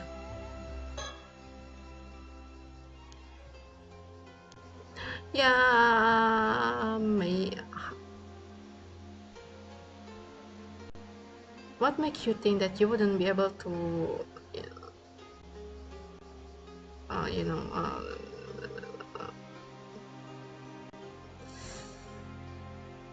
decode the the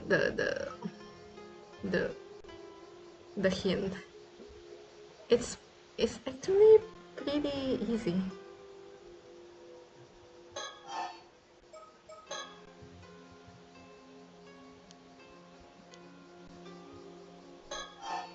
And then you use that 4-second fish on Somekawa. And it's looking extremely likely that you have the cursed stone that would make that possible. No more excuse. Tell us what really happened.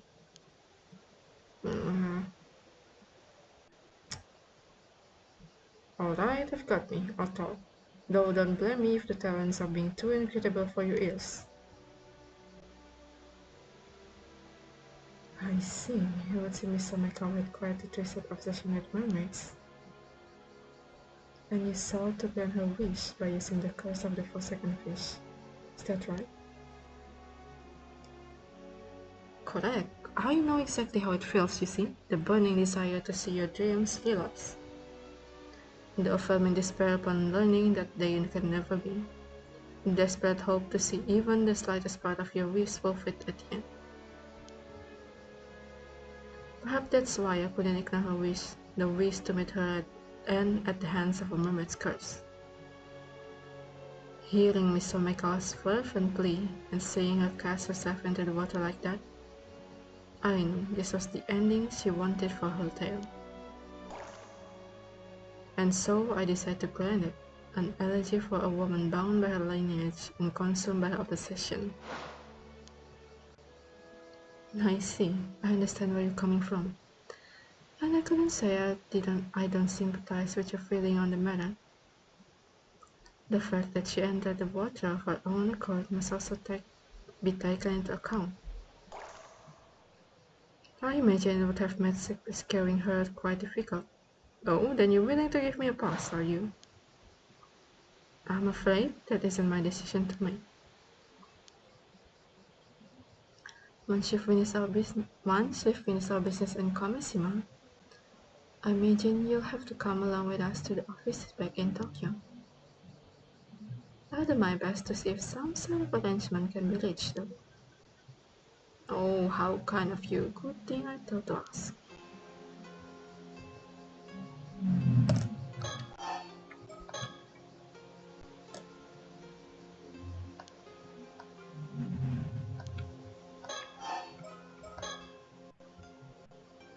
By the way, did you happen to glimpse the lesson for memories contained within the crystal?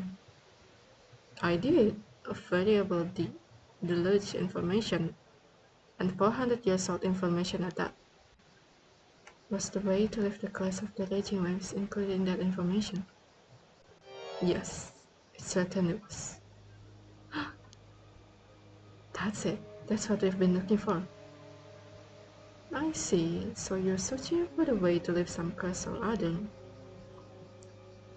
That's the long and short of it.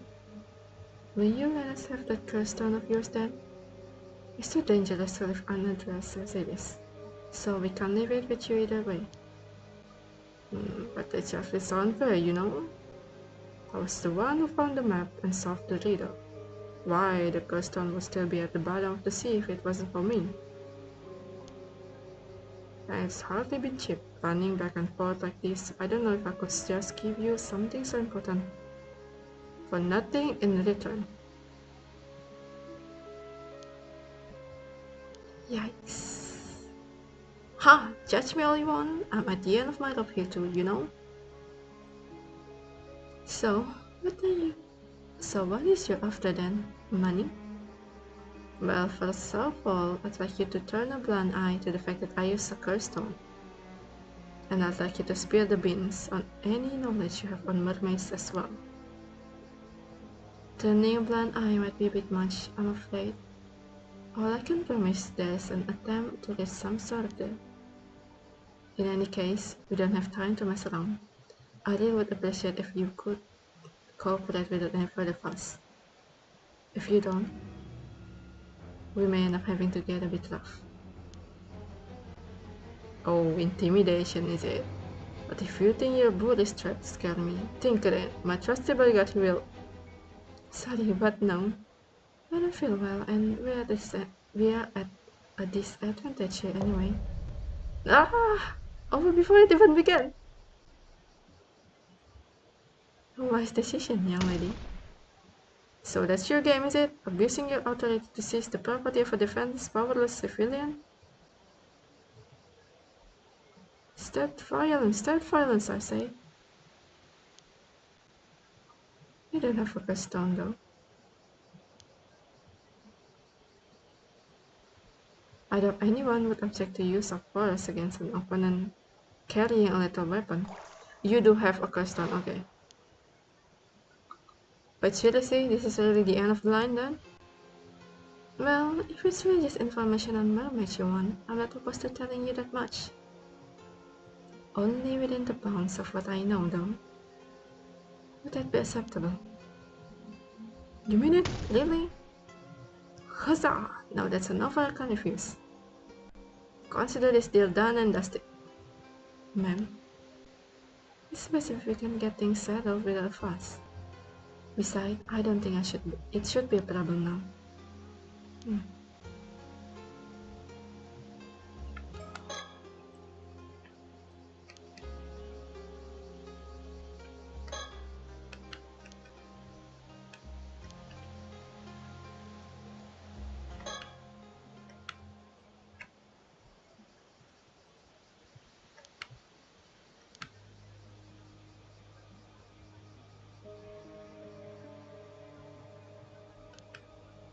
Allowing one to be used in your presence is naturally forbidden.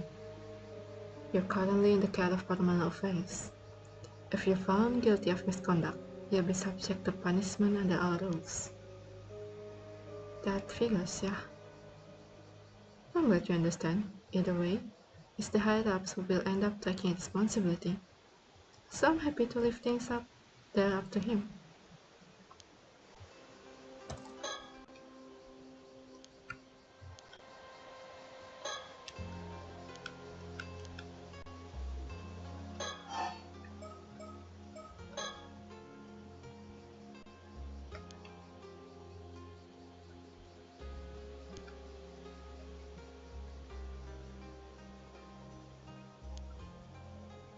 Really, that's it.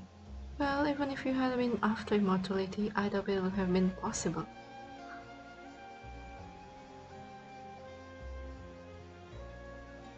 No. I was just thinking, what if Yumeko is the Nagame? The mermaids who turn into human. Because like, there's no way we would actually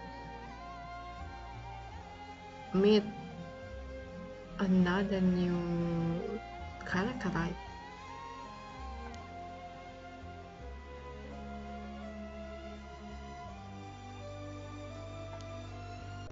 They're not. I've encountered my fair share of people who have become immortal that way after all. There's even a word of these individuals. They are known as 800 years immortal. What became of this third Taishima mermaid then, the one known as Nagame? She hasn't returned to Ryugu, has she? She hasn't. Soba is the only mermaid who returned to Ryugu in the end.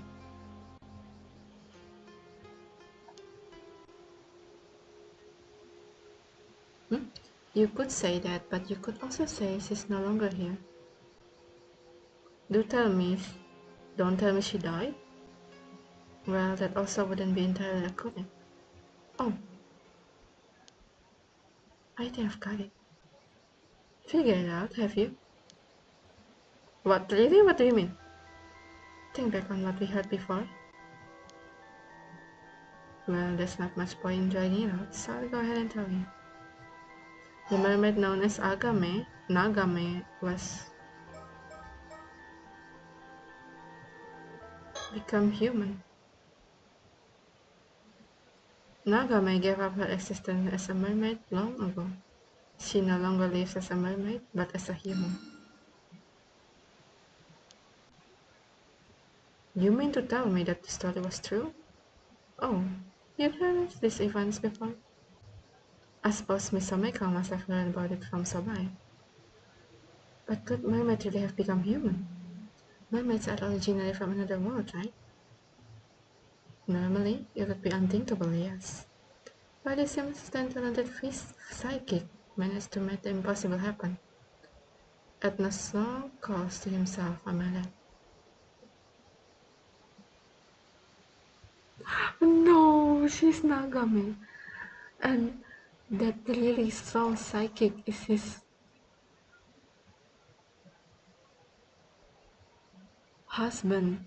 You know how Nagame said that she wants to find her love story or something, and she really loves her husband.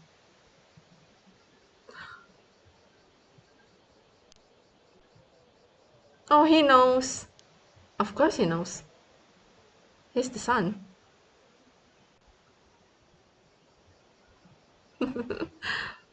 I mean, adopted son.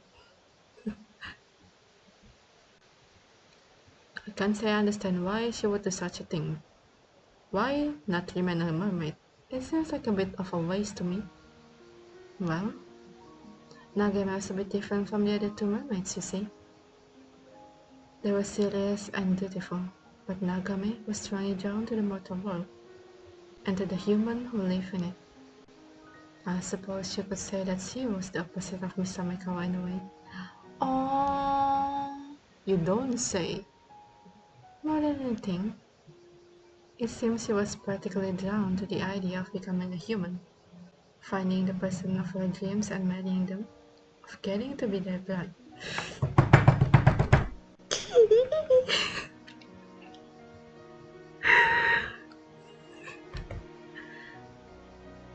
That's why she's really attractive, because she's a mermaid.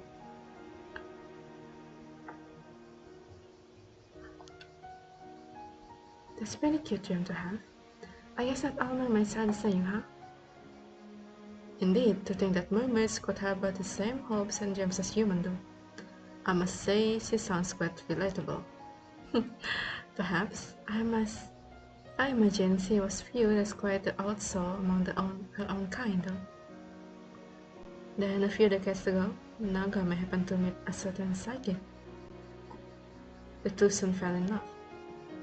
And Nagame, who wanted more than anything else to become that man's wife, asked him if there was any way she could become a human. The psychic searched far and wide for a way to grant her wish, and after decades of toil, he found a secret art that would allow her to do so. Oh, such unconditional love. Such ardent devotion, a mermaid who wished to become a human to be with the love of her life. But she is the little mermaid.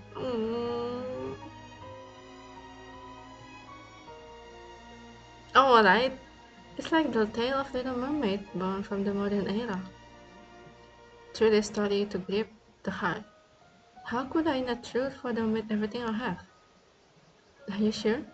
That would mean we don't have a mermaid to look for anymore, you know? No matter, if it was for the sake of such inspiring passion, then I care not a whit. So, Nagame become a human in the end, yes? And the two of them live happily ever after. I refuse to accept any other conclusion. Well, that's more or less what happened. So I can say with certainty that Nagame, the mermaid, no longer exists. I see, so she's still alive out there as a human. What a beautiful tale. Why, I wish I could meet her solely to offer my most heartfelt congratulations. No, I think wedding gifts are in order. Avi seems to be enjoying himself, but this means there's no chance of us meeting a mermaid anymore, right? Ah, now that you mention it, that is a problem. I thought so. Question, Mrs. Siki. I don't suppose there would be a way for us to go to Ryugu and meet the mermaid there, would there? I'm afraid not. It's impossible for a flesh and blood human to cross over to the eternal world. Indeed, you'd have to be there to have any chance of getting there. Ah, just as I feared, there's a little point in getting there without a life to savor it. Although, does that mean there's a chance that Miss Omeka was able to make it to Ryugu in the end? That I don't know. That everyone ends up in Ryugu after that after all.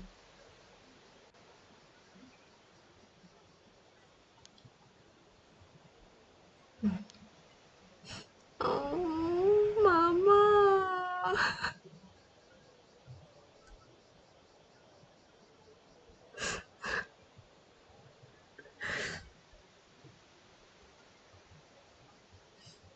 Let's get her home.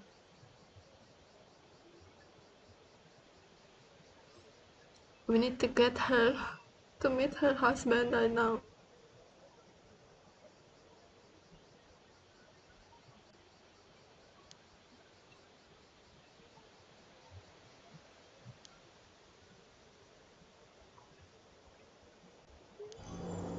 Here, the stone.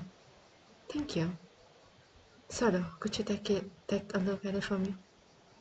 Very well. I see. If you don't mind, there are a few details I'd like to confirm with you before continuing, Avi. Very well, go ahead and ask anything you like. I'll even give you the map we use. It originally belonged to you and yours, after all. Thank you, in that case. I see, I think I know how to lift the curse of the raging waves now. Finally. It certainly has been a long road to get here.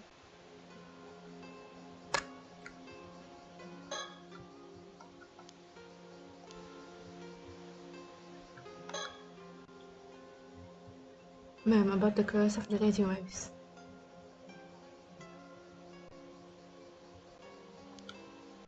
Understood.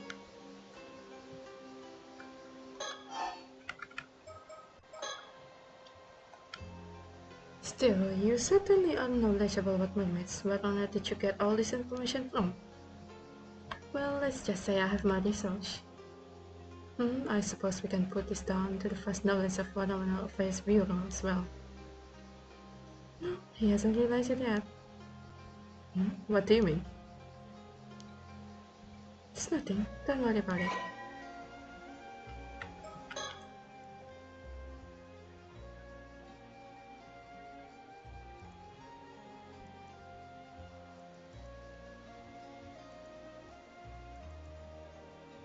Yes! She is Nagame.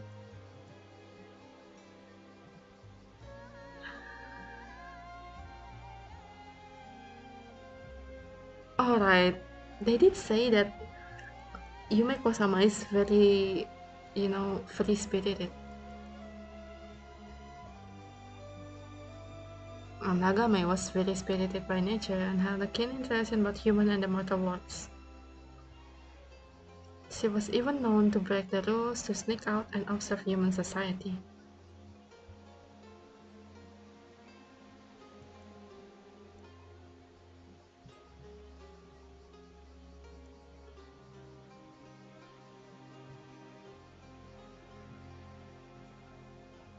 But Nagame was thrilled and seized the opportunity to travel the world at her leisure, which deepened the rift between her and Sobai. For the next 350 years, Nagame bore witness to the lives of countless humans around the globe, from every culture and era, and her yearning for life in human society continued to grow. She was particularly enamored by the concept of marriage and becoming a bride. Finding the idea of pledging one's life to someone and living hand in hand with them, from then on enthralling, it was this she found herself longing for above all else. About 50 years ago, Nagame met a talented psychic in Japan. The two quickly fell in love, and Nagame, who by that point had begun to earnestly wish that she could give up being a mermaid and live among humans in the mortal world, asked him whether there was any way she could become a human. Wanting to fulfill her wish, the psychic began to search for a lost secret art that would allow her to assume human form. The two overcame countless hardships together in their quest for the art, and after decades of searching, they not only found it but finally succeeded in perfecting it. However, the secret art that would grant Nagame her wish demanded a heavy price. For a mermaid, a being who lacked a mortal form in the material world, to gain a human body, the caster's own body would have to be sacrificed. Huh? So his husband, using this art would render them unable to live side by side as human as they had so long to do. The two organized over their decision despite their decades-long search. The different worlds in which they live continued to keep them apart. As a mermaid, Nagame could neither join him on land nor appear before others. The life together they yearned for remained a distant dream. In the end, the two chose to use the secret art so they could be together in the mortal world. Even when Nagame learned that the psychic Itansai Seki only appeared young due to his supernatural abilities, having been born in the Edo period and already over 100 years old by the time she loved him no less. What? Did Nagame and the mermaid become Itansai Seki's human wife, Yumeko Seki, a name given to her by Itansai himself? Although the process of gaining a human body meant she lost many of the memories and abilities she had possessed during her time as a mermaid, she retained all the memory and feeling from her time spent with Itansai, which was more than enough for Yumeko. Since then, Yumeko has enjoyed a fulfilling life with her human nature, and the relationship with Itansai bringing her immense joy. Because of this, she insisted that her primary identity be that of a housewife, to the extent that she always chose clothing that will allow her to return to tackling housework at moment's notice. However, the human body she has gained still differs from those regular humans. Although she appears to age slowly compared to those around her, it is entirely unknown how long her lifespan will end up being. Following her rebirth as a human, Yumeko decided to pay a visit to Sobai in the depth of Ise Bay to explain her decision and introduce a partner. Abandoning her form as a mermaid to become human was a grave violation of rules they were bound to, and she expects Sobai to receive the news with utter contempt, if not sever her ties with Yumeko completely. But her expectations were pleasantly subverted. Sobai herself had since forged her own deep bond of love and trust with Yuza Minakuchi, one that similarly transcended the respective species and understood her feelings, thanking her for introducing insight to her. However, Sobai never showed herself to Yumeko again after that. After many twists and turns in their quest for happiness, the spirit of Intensai Seki, who sacrificed his body so that Yumeko could live as a human, has come to dwell in the body of a small dog? And he continues to enjoy retirement and quiet life at Yumeko's side in his home in Tokyo. What's so?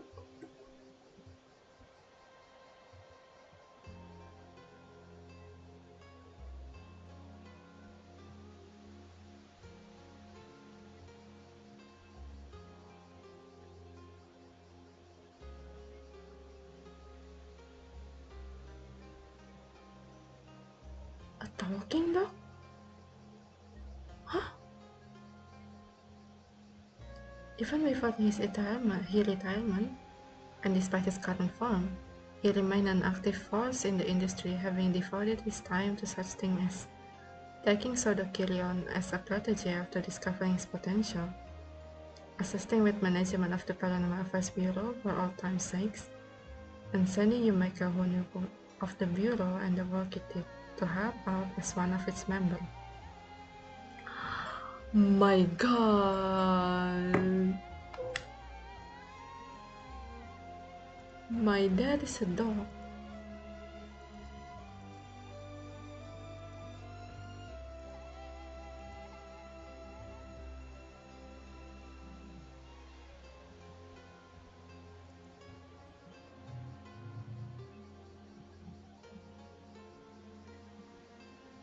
How did he know that Kikuko is the illegitimate child of Yamashina?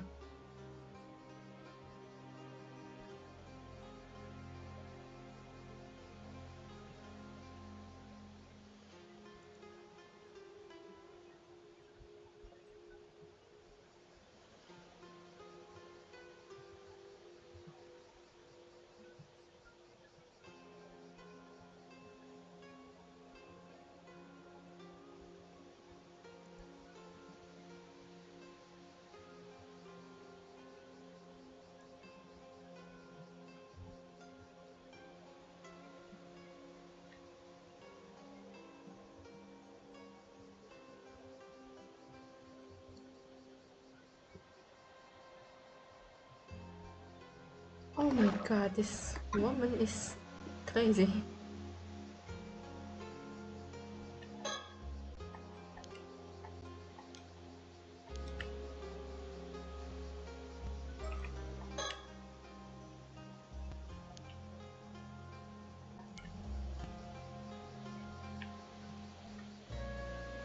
What do you know, seriously? Let's move on to the topic of this curse town, shall we? Alright, here it is. One of the locals we ran into earlier was planning to use this curse stone to cause a massacre, so we confiscated it. Goodness, that's far more disturbing than I was imagining. It sounds like you were lucky to escape unscathed. Where is this local now? We managed to subdue her after taking her curse stone. I don't think she'll wake up for a while, so could you get someone to come and take her away? Alright, we'll make the necessary arrangement later. So, who was this would-be mass murderer, and what exactly was she planning to do? She said her name was Kyuko Tsutsui. She didn't have any spirit sense to speak of though. She tried to use her curse stone again to get Avi to tell her what he knew about the mermaid, but we managed to fend her off and take it from her.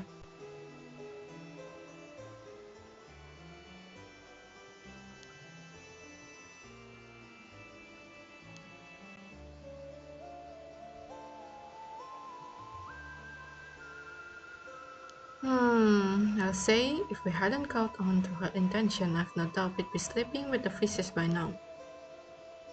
Such is the nature of dealing with curses, I'm afraid. You never know when you might end up the target. No need to tell me twice, I've had quite enough of curse by this point. A prudent stated, a curse corruption starts from the heart.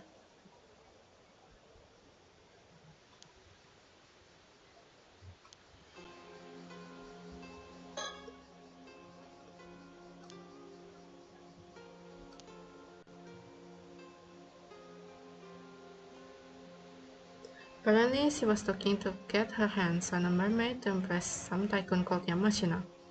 Sim is looking for a way to become immortal. What? A tycoon called Yamashina who wants to become immortal? It couldn't be. Oh, you know him. Did she mention where she got the curse stone from? Could Yamashina have given it to her? Actually, it seems like that was someone else.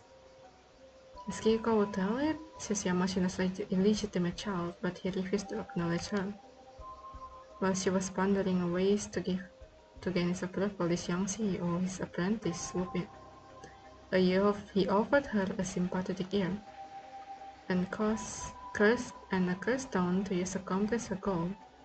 I think that was the long and short of it. Something like that, yes. Tell her it's Kipe Ikoma. Tell her his name.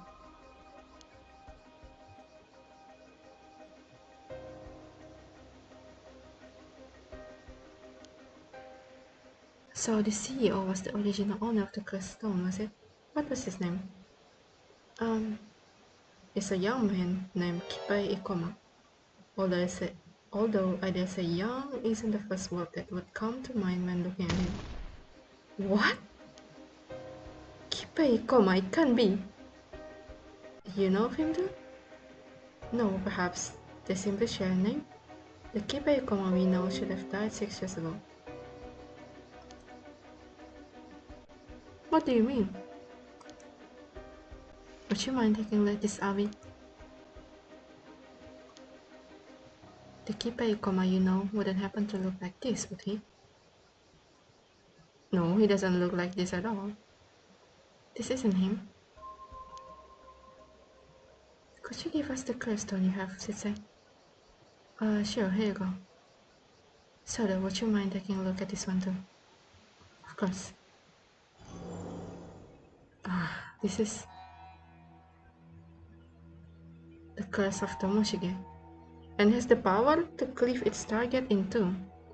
Ma'am, this is it, the curse from the Toba case. I thought so. What's gotten everyone so excited all of a sudden?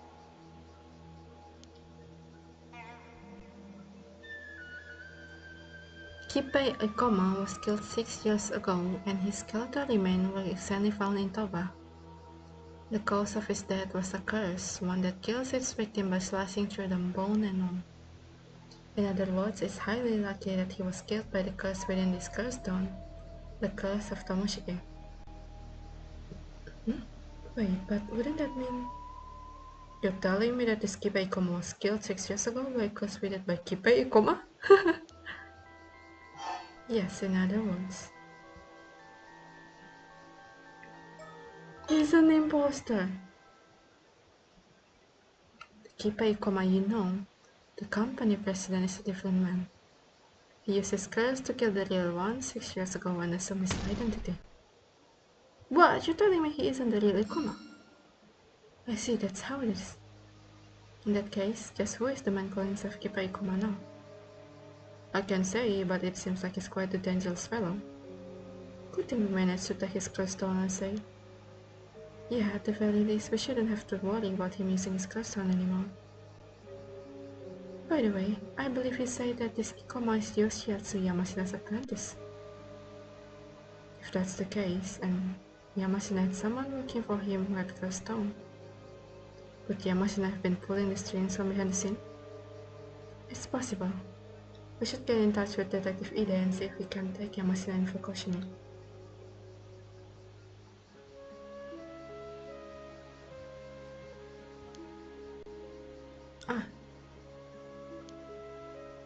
We kind of already told Ikoma about the first country's cursed stone. Did it help us for real? Fine, after all, if only it felt fair. I suppose we can assume that information assists Yamashina as well then. Alright. He also asked us to look for a bronze mirror that's used to lift the curse of the raging waves. It's still that mirror, I think.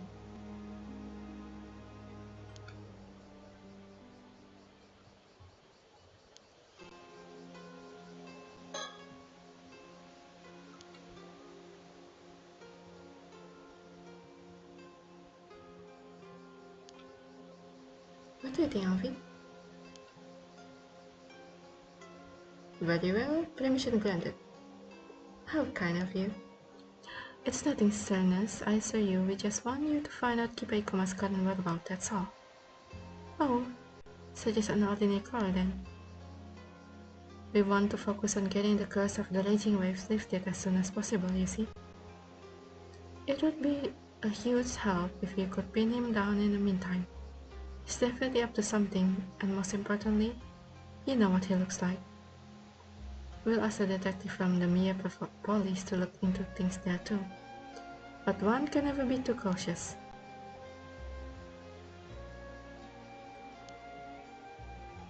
I guess that means we'll have to go back to the mine for now. We do have some time left before the last berries to sell, I suppose. Okay then, I do want to find out what's going on too. So we'll see what we can do there.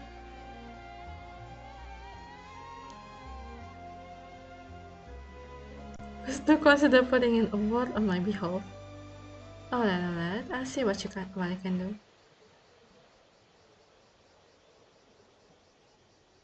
We appreciate the help. If you learn anything of note, please leave a message at the station, okay? Got it. I suppose we should see what lifting the curse of raging waves then.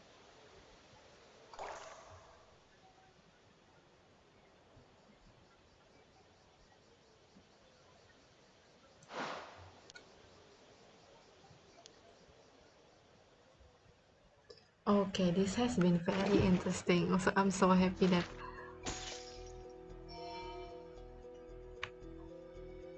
I'm curious about this one now.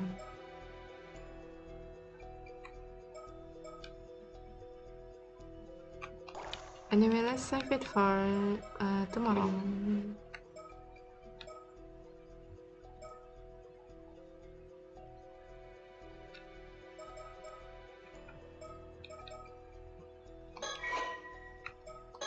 Let's sleep.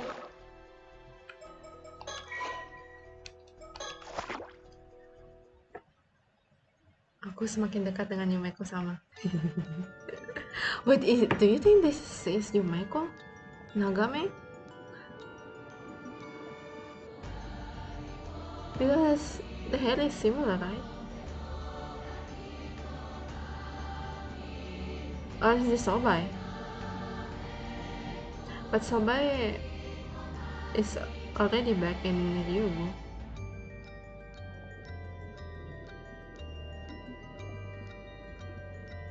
Well, we can find out later.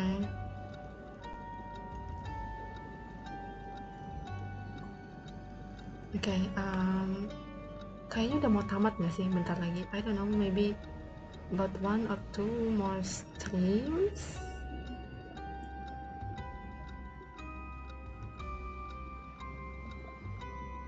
Oh my god, udah jam 12. Oke, aku harus tidur. Goodbye everyone. Good night.